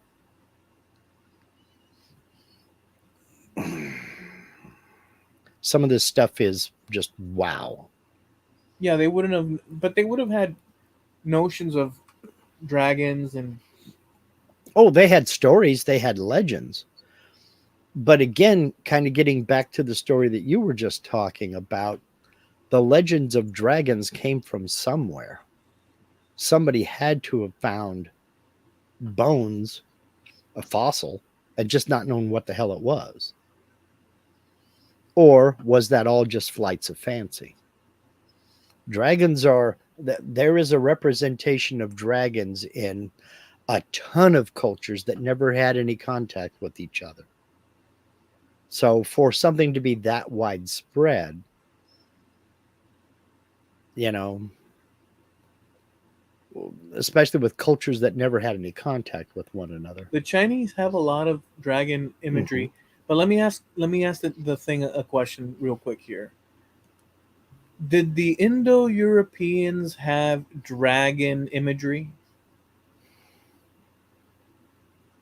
Yes, Indo-European mythologies often included stories about a god of thunder, a hero, a large serpentine creature. The Indo-Iranians and Hittite traditions used the Proto-European root "hengzge" to Mm-hmm. refer to the serpent. Greek Okay. mythology, then it goes on. Um, okay, so it's been around and stuff, but Right. So I just wanted to see that, as opposed to because in my mind, Chinese have a very ancient way of it, but it Mhm. seems like the Indo-Europeans that spread out from the Black Sea Mhm. um, would have had some theme of that, and I guess that's suggesting that too. Okay, Mhm. okay, I just wanted to know. Okay. Some of these lines are just kind of sensationalistic. Nintendo, the company Nintendo, was founded in 1889 when Jack the Ripper was still on the loose. That's crazy. The Japanese gaming company started in 1889. Um, they originally made playing cards and made game supplies and things of that nature. That's You crazy. wouldn't think you wouldn't think the Nintendo company would be that old. Yeah. Um, the oldest living tree on Earth right now is a bristlecone pine in California, in the White Mountains. It's a bristlecone pine that was dated. It's 5,067 years old and it's still alive. Wow. It was already 1,000 years old when the last woolly mammoth died.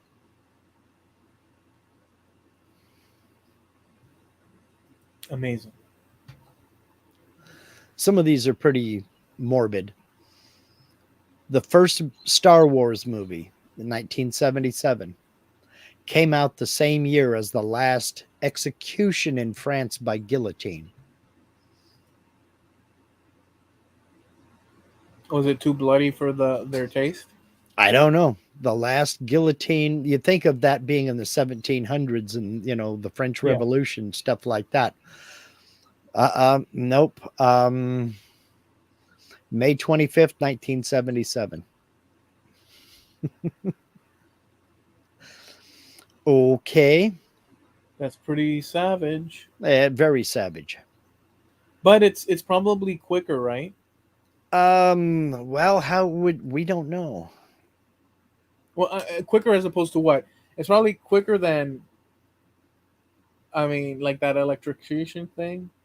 Yeah, I mean, but there is some debate as to whether after a head is cut off, is it still alive? Is it still sentient? Obviously, it can't speak. But I mean, I don't think death is instant. Yeah, but Mark, I don't know either, obviously, but I would have. There was a written account of this was during the French Revolution, and this is pretty grisly stuff. During the French Revolution, I mean, they were bringing people out. It was the express lane, man. Just, chop his head off next, bring him up, chop his head off. A head was in the basket, and another head got chopped off, and it landed in the basket, and the last head latched on to the nose of the first head and would not let go. Don't know if that was um Motor reaction? yeah, was it it's just an automatic nerve reaction, or was this the last act of defiance, you son of a bitch? I've always hated you, kind of a thing. That's freaking insane. That's holding a grudge. Um, the fax machine was invented and patented the same year as the first wagon train crossed the Oregon Trail, 1843. They called it the electric printing telegraph. It was patented in 1843 by Scottish inventor Alexander Bain. I wonder if it would have had the same tone. No. There used to be a TV show, and I'm trying to remember his name. I want to say his name was Tim Hunkind. It was called The Secret Life of Machines. It used to be on like TLC or one of those, the Learning Channel, or one of those cable TV networks. And he went back through the history of machines, where they came from, how they were developed.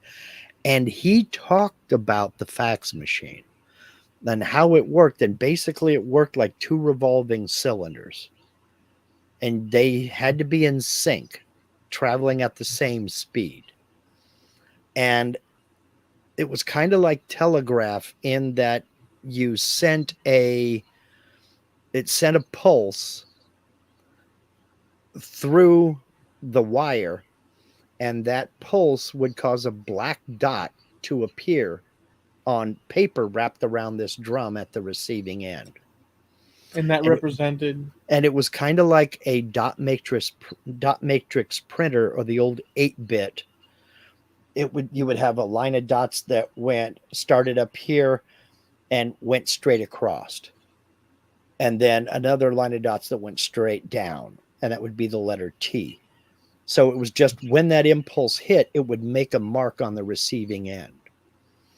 And he went on to explain how that technology later came to be used by wire services in the 20th century. And that's how they would get pictures. Like, they took a picture in France of Lindbergh landing his plane, and they could transmit it via wire back to New York so it could be on the front page of the New York Times the next morning. It was the same technology. They called it something else. They didn't call it a fax machine, but it was basically a fax machine, a That's different amazing. under a different name. And they were doing this back in the 1920s, 30s, 40s, and all the way up till digital encryption came along and the email that we know today. When just a side note, by the way, that's super interesting. Mhm. That variation there with being able to transmit Mhm. an image, just doing that, and then now you have just as an extra side, there's newspapers that go back into the 1700s um, that people read wildly to whatever or broadly, let's say, that people read.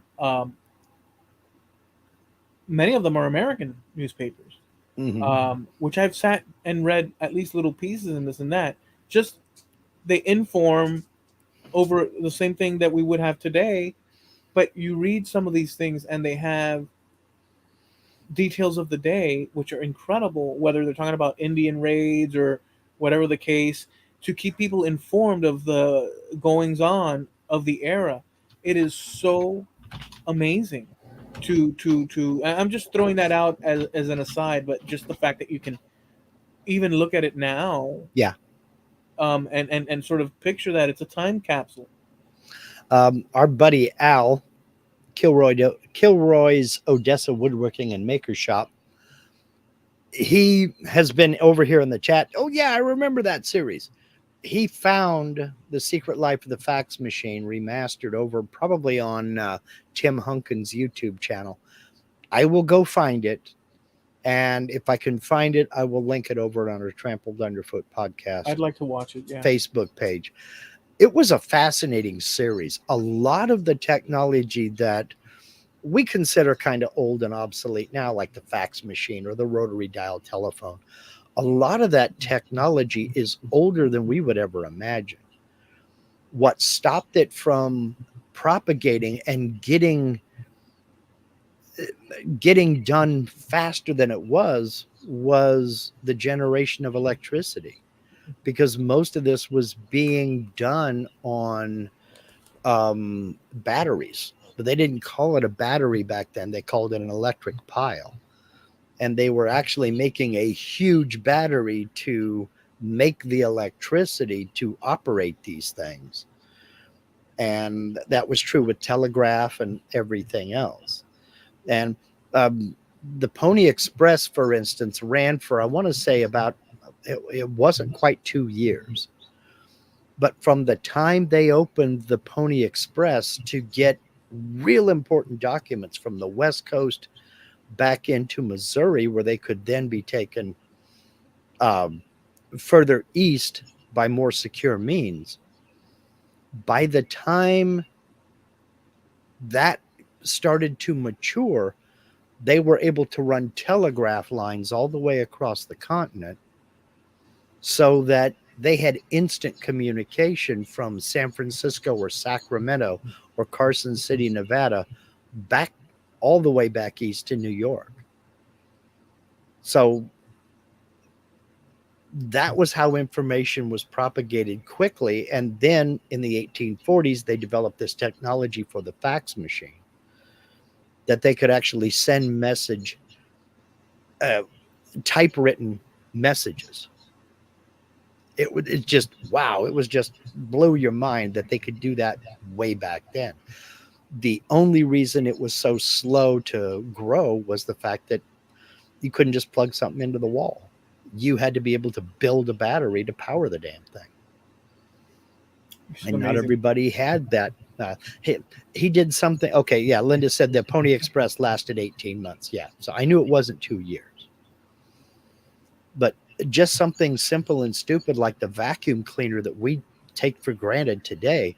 Well, the first vacuum cleaners were horse-drawn wagons, and it was a service that you paid for. Somebody would come in and vacuum your rugs for you, and they had big old long hoses that went down to this steam powered thing that created a vacuum.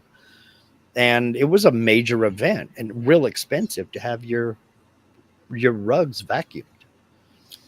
Sounds like septic clean out to me. It wasn't too far from that. It wasn't too far from that. I mean, the hose Uh, diameter was smaller, but you know, well, we're so far removed from these things. uh, Everything's become something that we keep in house mm-hmm. like that. Um, it's an amazing thing. Here's one that's a little bit closer to home. It was before you were born, but I was 6 years old. NASA was already exploring space by the time scientists could agree that there was such a thing as plate tectonics. They weren't sure. That nobody could prove it. Um, uh, there was a gentleman by the name of Alfred Wegener, and he proposed the theory of continental drift back in 1912. And most geologists didn't take him seriously. And they said there's really no apparent mechanism for continental drift. They just couldn't see how rock could plow through much denser rock that makes up the ocean's crust. And he couldn't explain the force that drove continental drift. In 1967, the theory of plate tectonics was finally accepted by the scientific community. And by that time, both NASA and the Soviet Union had already been exploring space and getting ready to land on the moon. So they couldn't even agree that plate tectonics was a thing. You would expect that they would have gotten one thing under control, but that is expected in a sense, in a weird way, because different scientists in different, I guess, groups and Mm-hmm. labs are dealing with different issues, at the same time, and maybe one is off doing that you're saying, and the other ones are exploring space. Mm-hmm. So it's not like, so maybe one finds something out before the other. But in our minds, you would assume that you're saying Yeah. that one thing would follow Yeah. the other in a logical order, but some things just don't seem to be They're just not logical. not the way we would imagine them, at least. No, no, not the way you would think. You'd think that they would get this settled first. No, because there's people studying stuff all over the place. There's a This one guy. is this one is just kind of. Well, go ahead. I'm sorry. No, this is nothing for nothing, but I just have to, because you were saying vacuum cleaners. There's a guy in one of these pass along clips on Facebook, and he says, Mhm. "We're gonna make. I'm gonna show you that you don't no longer have to go out and get yourself a popcorn, a cotton candy machine. I'm gonna show you how to do it." He says, "First, Uh-oh. take a little bit of Jello powder, and he puts it on the carpet. He said, take a little bit of sugar. He pours it on the carpet. Put some of this, and then he takes the vacuum cleaner, and he starts going over it. Then he flips it Mhm. around, opens up the tray, and you see this lint puff of stuff. And he Mhm. pulls it out, and he looks at the camera. And he starts eating. And he says, "See, cotton candy." Jeez. It's so horrible, and it's so out of this. I just had to, The saddest part of that yeah. is somebody's going to try it. Oh yeah. Oh yeah. Somebody's going to try it. It was Oh it my was so god. weird, dude. It was so weird, but whatever. This one is just strange. The last known widow of a Civil War veteran died in 2008. Civil War ended in 1865. The last Civil War veteran's widow died in 2008. She Her name was Maudie Hopkins, and she married a Civil War veteran named William Cantrell in 1934. He was quite old. She was 19. She said that poverty drove her to marry him. Okay. He was 86. She was 19. She passed away in 2008, age 93.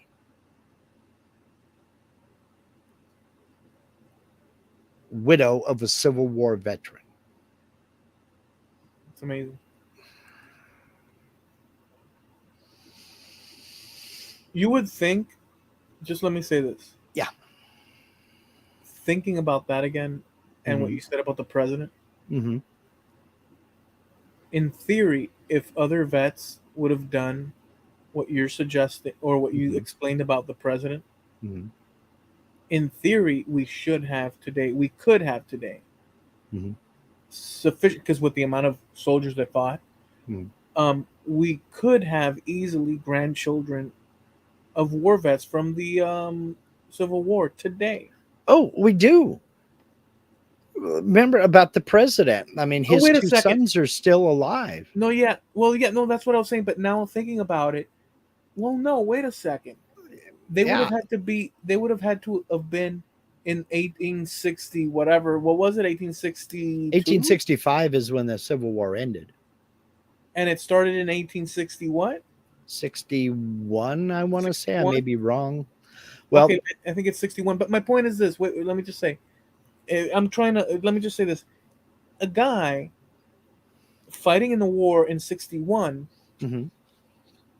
I guess, could have been 12 years old. But whatever, well, whatever his age, he would have had to have been born already by 61 at least, well, and he had was he was 86 years old in 1934. So let me do some math here. He would have been born in 1848. that's fine, that works. Yeah. But what I'm saying is that there should be other example. There could be other examples of guys that would because they married later and had children later. Let's say Hmm. that today we would have plenty of at least grandchildren if they did the similar thing that that president did. Is what I'm getting at. Well, let's think about this. And I didn't look into this because so I don't know. But it's quite possible. Yeah, he was 86, but she was 19. It's quite possible that they had children.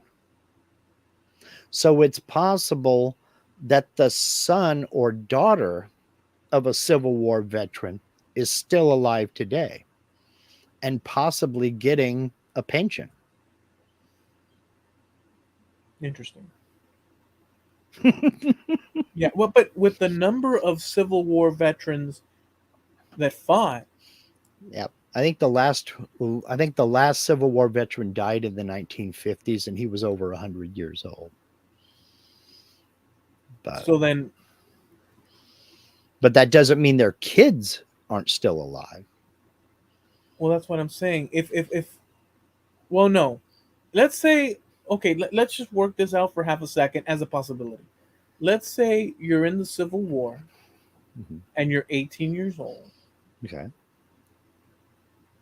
and you marry after the fact Mhm. and you have a child. Let's say you marry. You're 18 years old in 1861. Mhm. 1871, you're 28. Mhm. 1881, you're 38. Let's say at 38, and you have a child at in 1888. I said, or 81. What did I 80? I don't remember. Okay, let's say you end up having a child in the 1880s, and you're born Uh-huh. in the 1860s, Mhm. and somebody born in the 1880s Mhm. would have a child in the 1910s, 20s, rough 30s. or Mhm. 30s, and then that child would have. So it's kind of difficult, but it could Okay. happen. I ran the numbers while you were doing your mental arithmetic, and this guy William Cantrell would have been 17 during the Civil War. Okay, he married her in 1934. He was age 86. I don't know how much longer he lived after that. She was only 19. So, you know, At 86, number one, Mark, at 86, he's a spring chicken. I don't know how many springs he's gone through, but he's a spring chicken. yeah, an 86-year-old spring chicken. Yeah. He's had a few springs, but come on. Yeah. I mean, you know, I've got the skin of a peach. a 63-year-old peach, but it's a skin of a peach. I'm a spring chicken. Yeah, How many an springs is that, 86-year-old, sir? 86 springs.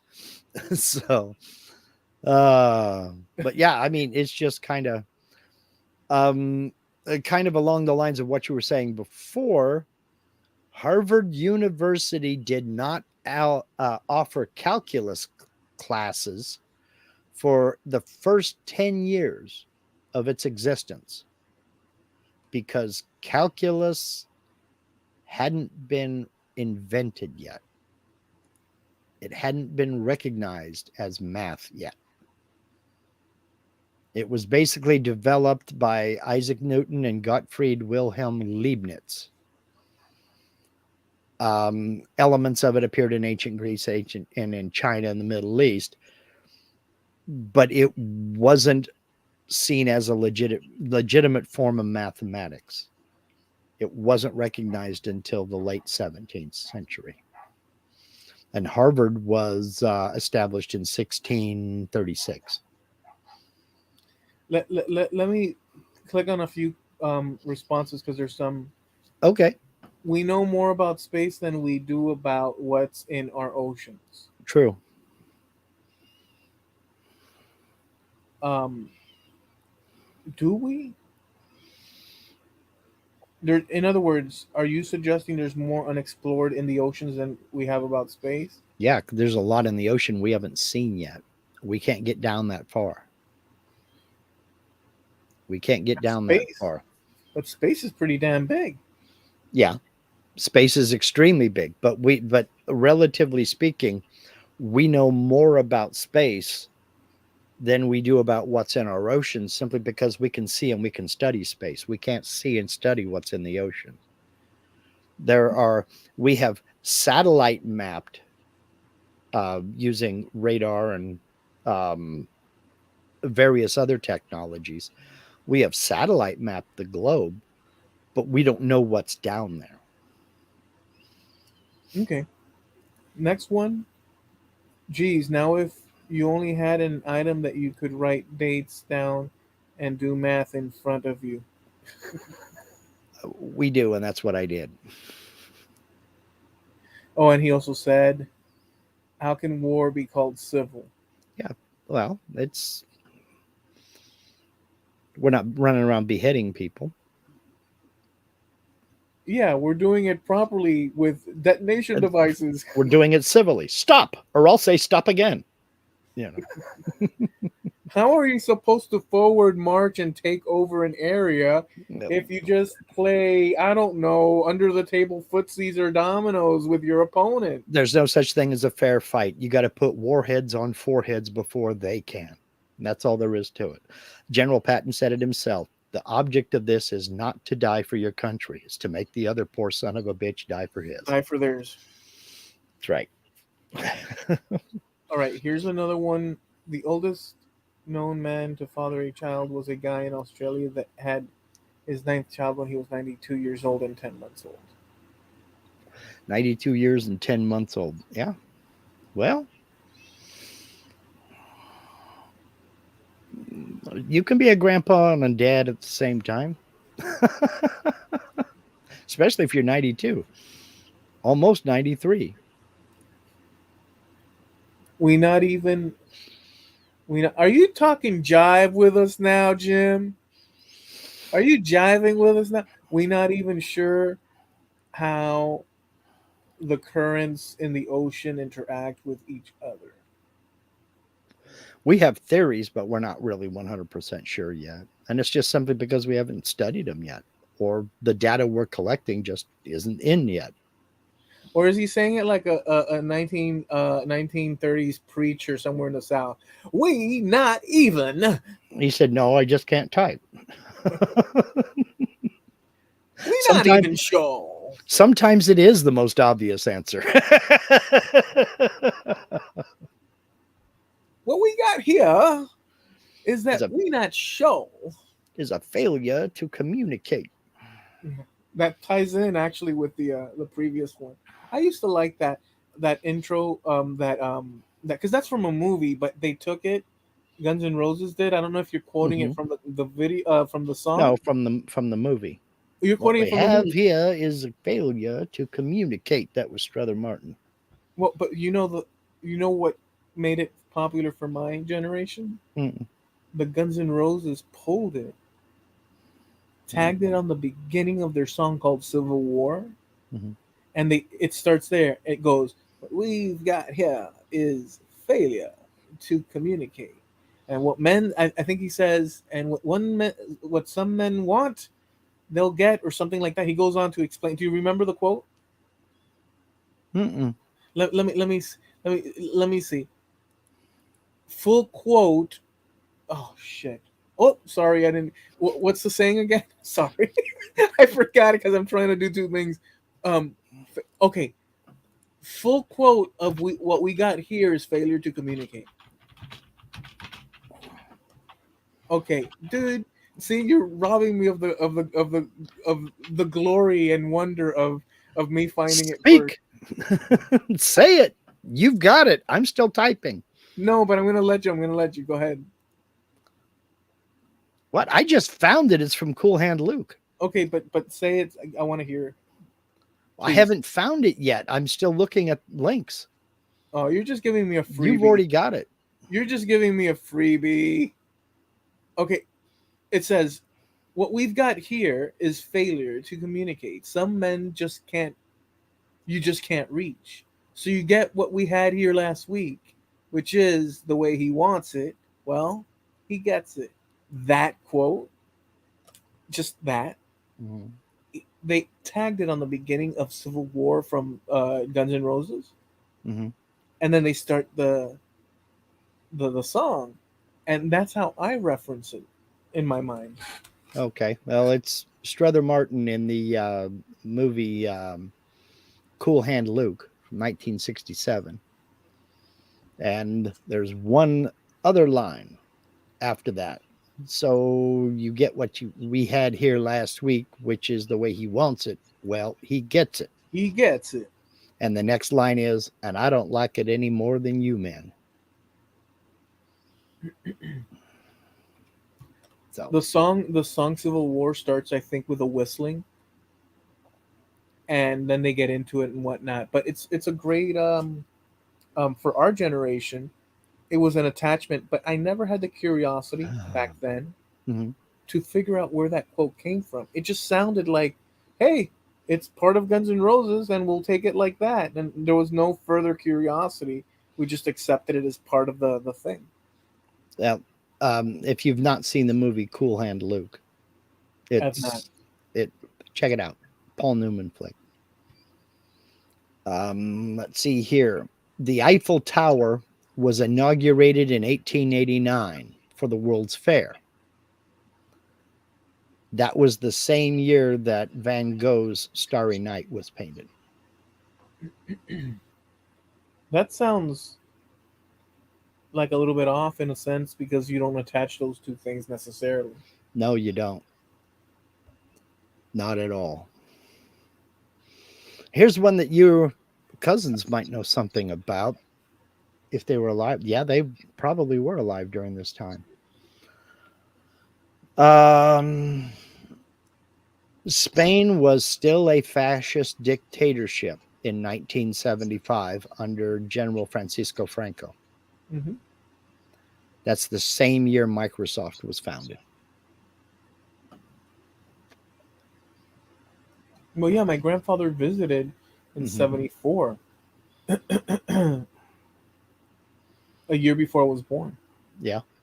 He went to visit his family, and um, that was the first or that was the last time he went back to his country.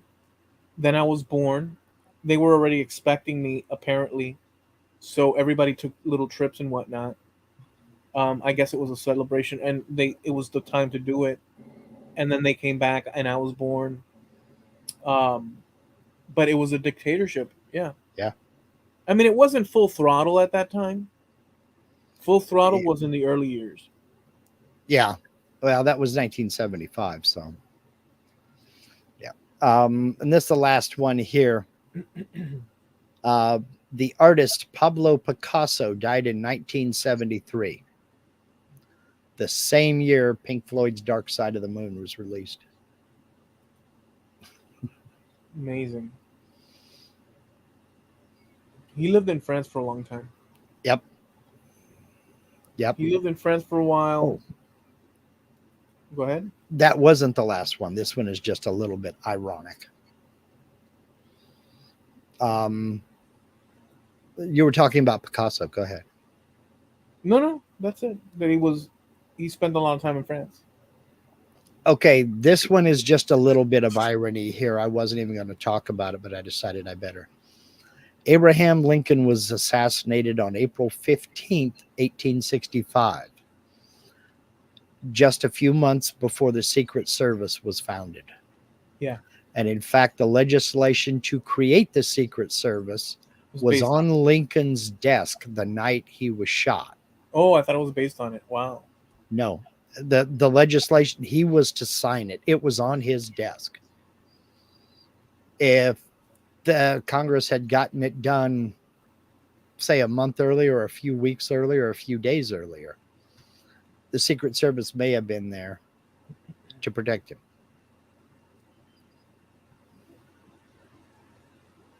So that was just a case of irony. That was all. And I'll just say too that sometime in the 60s, maybe 50s, Mhm. there's a show where they brought in the last living person that was sitting at the theater that Mhm. night.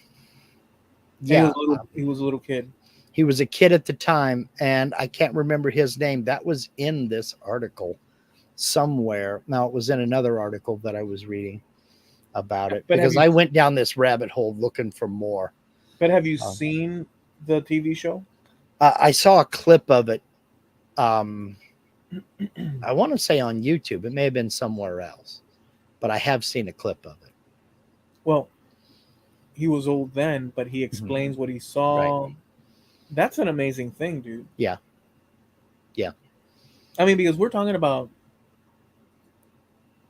something that is so beyond our reach and a little bit more in the legendary Mhm. sphere, Yeah. of situations. Because Yeah. that's a legendary. Legendary sounds like it's a gleeful thing. I'm just meaning it's a pivotal. Yeah. That was a crucial moment in our history. It Exactly. certainly was. Much like the JFK assassination, I was a baby basically, so I don't remember anything about it at all. I don't even know that I was aware that it happened. A few shocks to the system in terms of the United States and us in it. Um, for my time period, obviously I wasn't around for what you just explained, Mhm. but I remember early on one crucial thing, first time ever, Mhm. was the Challenger explosion in the 80s.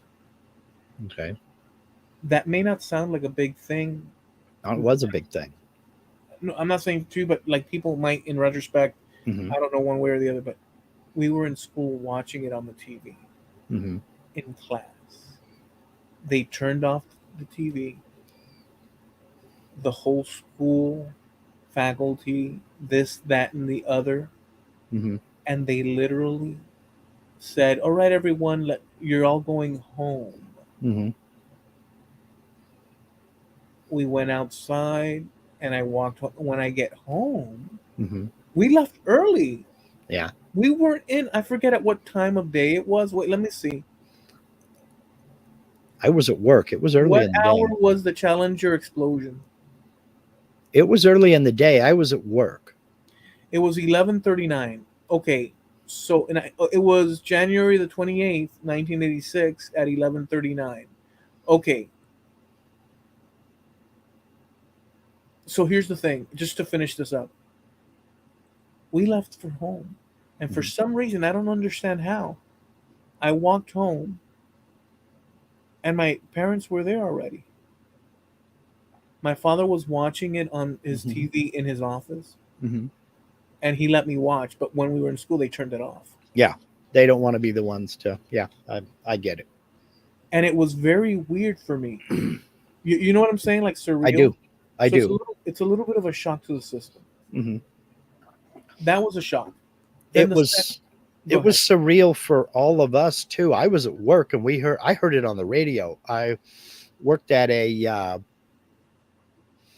I worked at a hardware store in the back room in the stock room, and I heard it on the radio, and I'm like, wait a minute, what? Wait a minute, what? No, that can't be. What? Well, I'm sure they're going to be out and rescue these folks because, I'm sure it's going to land and they'll rescue these folks. I had not seen any video of it or any footage of it or anything like that. I just heard it on the radio. And I didn't get off until like 8 o'clock that evening. It was So very it was a weird. while before I saw any of the footage. It was very, very weird. Hmm. The next shock to the system Hmm. at a cultural country level, from the point of view of Yeah. myself, would have been just thinking off the fly right now, on the fly. Wait, am I off the fly or on the fly? Am I Off on the the hook. wagon? Yeah. Thinking on the fly. I'm thinking on the fly. Um, was when we had the first Gulf War. Yeah. That was a big one for us too because we immediately went on lockdown. We were in the army at the time. I was sitting in my girlfriend's house, Hmm. apartment, and I just sat there looking at the screen. Hmm. Rem- the context for a kid like me, your context would have been different because you're an adult.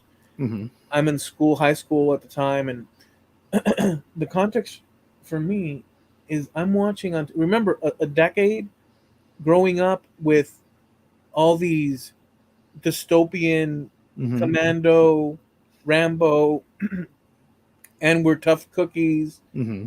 but at the same time, war. It's on TV or it's on film, but in real life, we were watching a war unfold on TV. We So were couldn't we. we couldn't believe it. I Hmm. was sitting there as a 15, 16-year-old kid sitting there looking at the screen saying, "Are we watching this for real?" Hmm. It was surreal. We were watching the same thing in Germany. We were in Germany and watching the exact same reports you were watching, I'm sure. It was And crazy. that happened to me twice. The first one was, well, three times actually. The first one was the invasion of Grenada.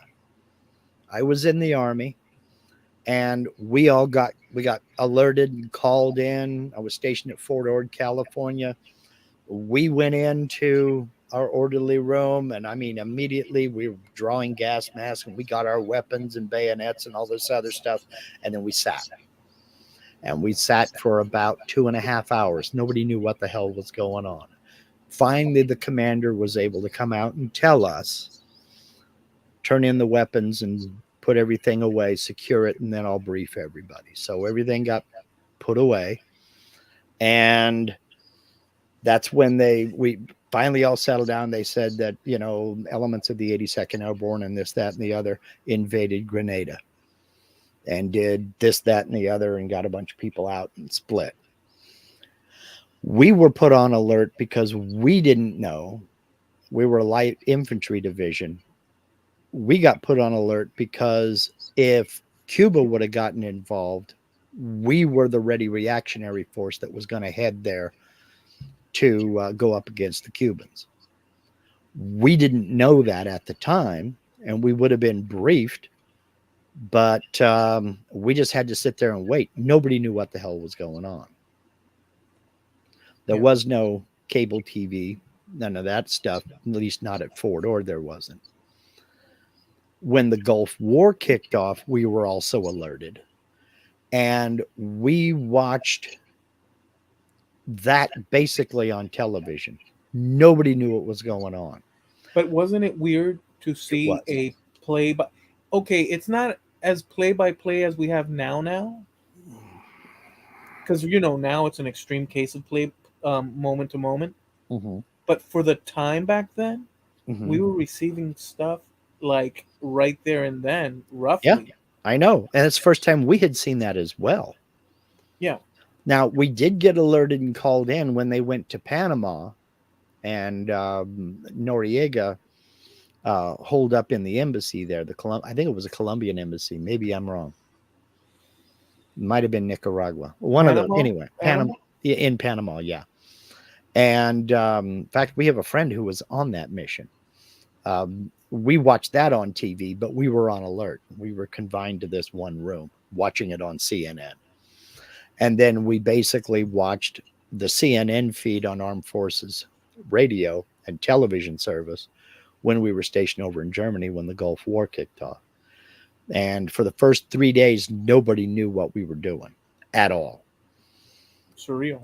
Immediately, um, we were put on guard duty because they were concerned about terrorism.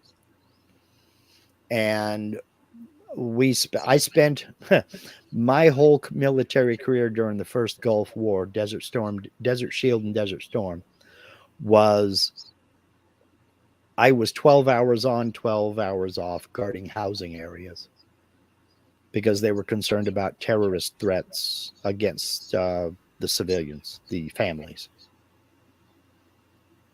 So that's what I did. The best place to be, now that you're saying that, just as a random thing, the best place to be is not in crowded cityscape areas by any stretch. Best place to be is out in the woods or countryside, whatever, whatever, whatever, because nobody's gonna. Eventually, they may mess with you, but like generally speaking, you're just a dude stumbling about the I I countryside. am so low on their operational radar. I don't exist. You're in a big city. You're more of a target than I am. I'm in a little podunk town of 8,000 people. Yeah, yeah. Well, that's what I'm saying. You know, the only reason they would come here would be for the salmon fishing in the river, you know. Yeah, well, that's what I'm saying. That things like here, it's Hmm. like a cityscape situation, and I don't know, man. I don't know.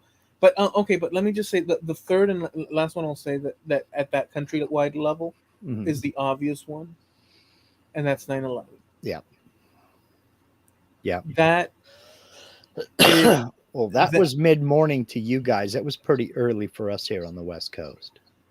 In fact, Linda woke me up to tell me No, that that mid morning. Yeah, that was like 9, 10 o'clock in the morning. it was like 10, yeah, something like that. And Linda was Nevada National Guard. I was a civilian.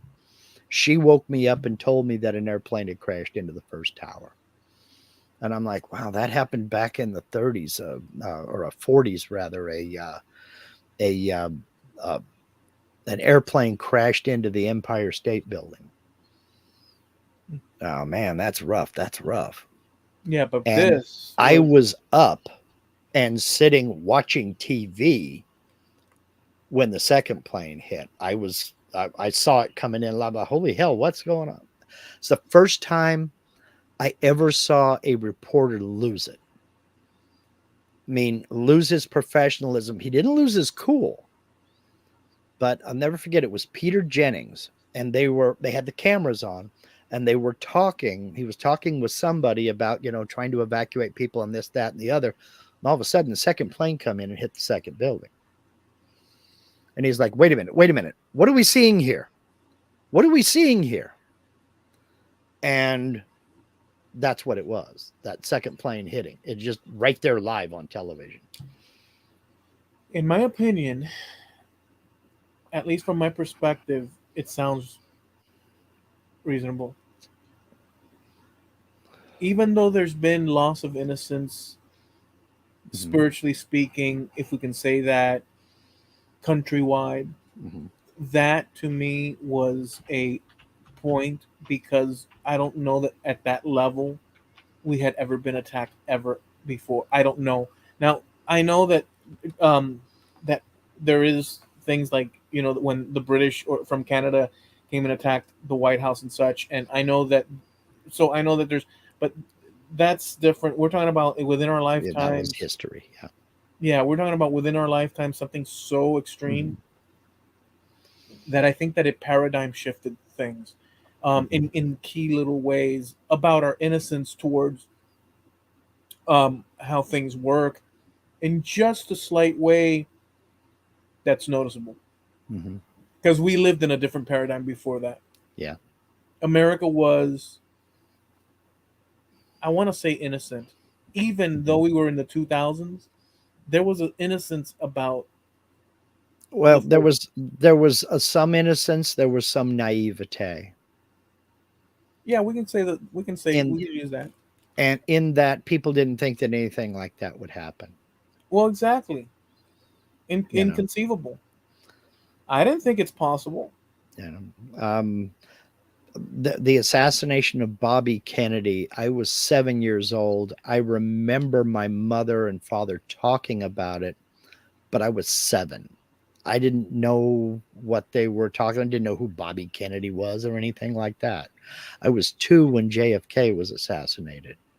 The one I do remember was watching the moon landings. I think the whole world, just about the whole world, was watching that Do you remember the in Beatles? '69. Oh yeah, I remember the Beatles because that was the music I grew up with. You know, it was on the radio all the time. But we're talking big, earth-shaking events like that, well, on a national level events.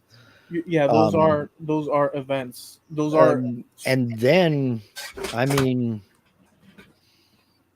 in the mid '70s, it was the bicentennial was coming up, the 200-year anniversary of the United States, and there was bicentennial everything. They came out with special bicentennial coins. There was bicentennial, everything had a bicentennial version of it. There were bicentennial Pop Tarts, for crying out loud. You couldn't get away from it. And it got to where we got tired of it.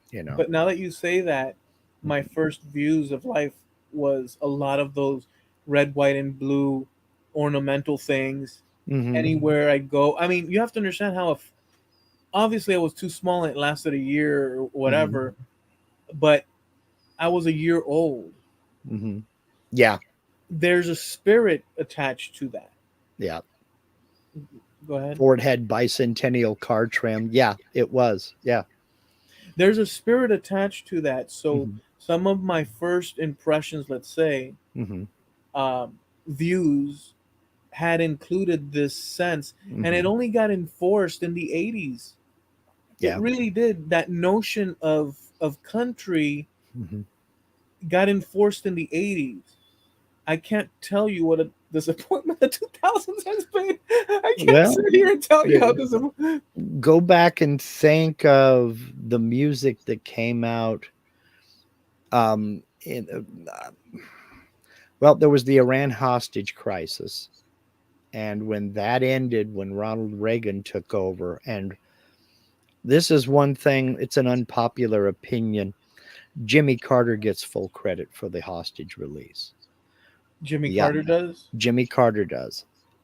Ayatollah Ruhollah Khomeini was not afraid of Ronald Reagan. He didn't want Carter to get the credit.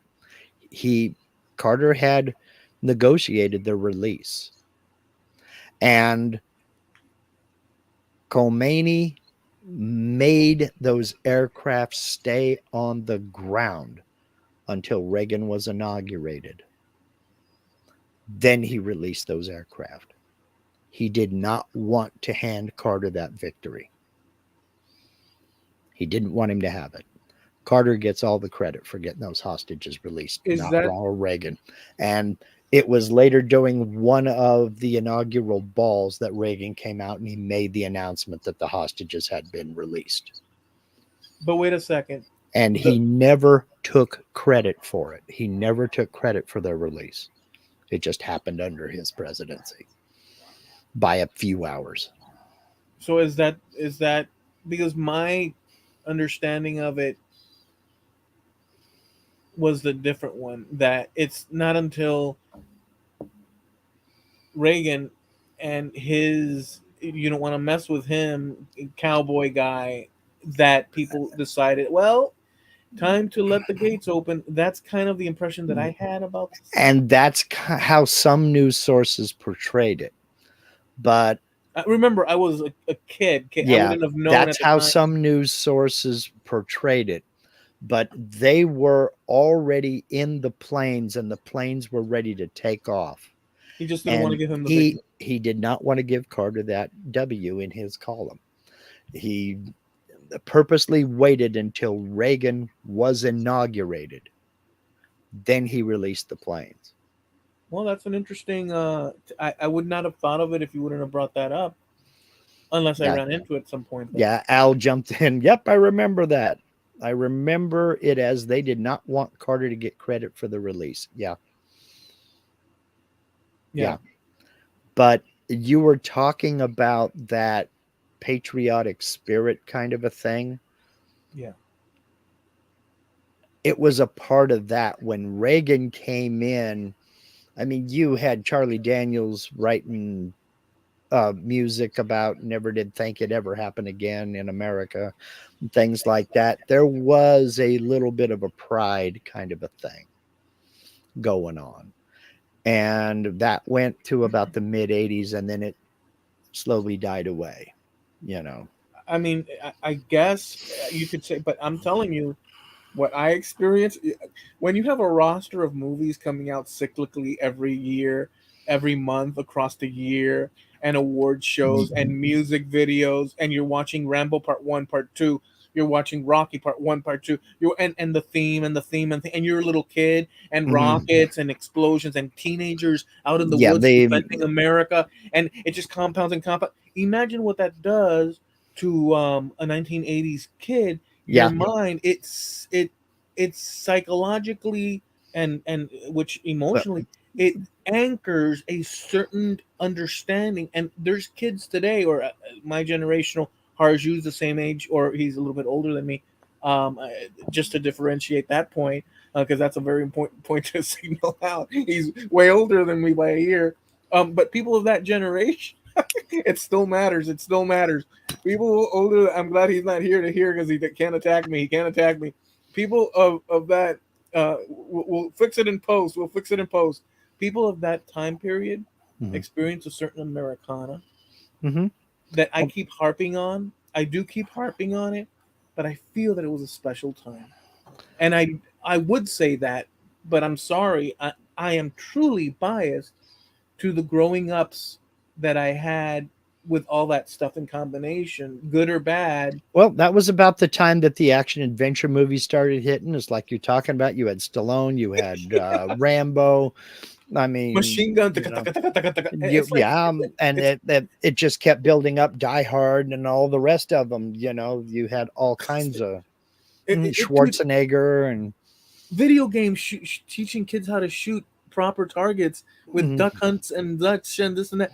And dude, it was one. I'm sorry. You know what? I don't care. It was awesome. It was the best. I know I sound Hey, biased, but what? do you think that it's an accident that the controls for military equipment look so much like game controller consoles?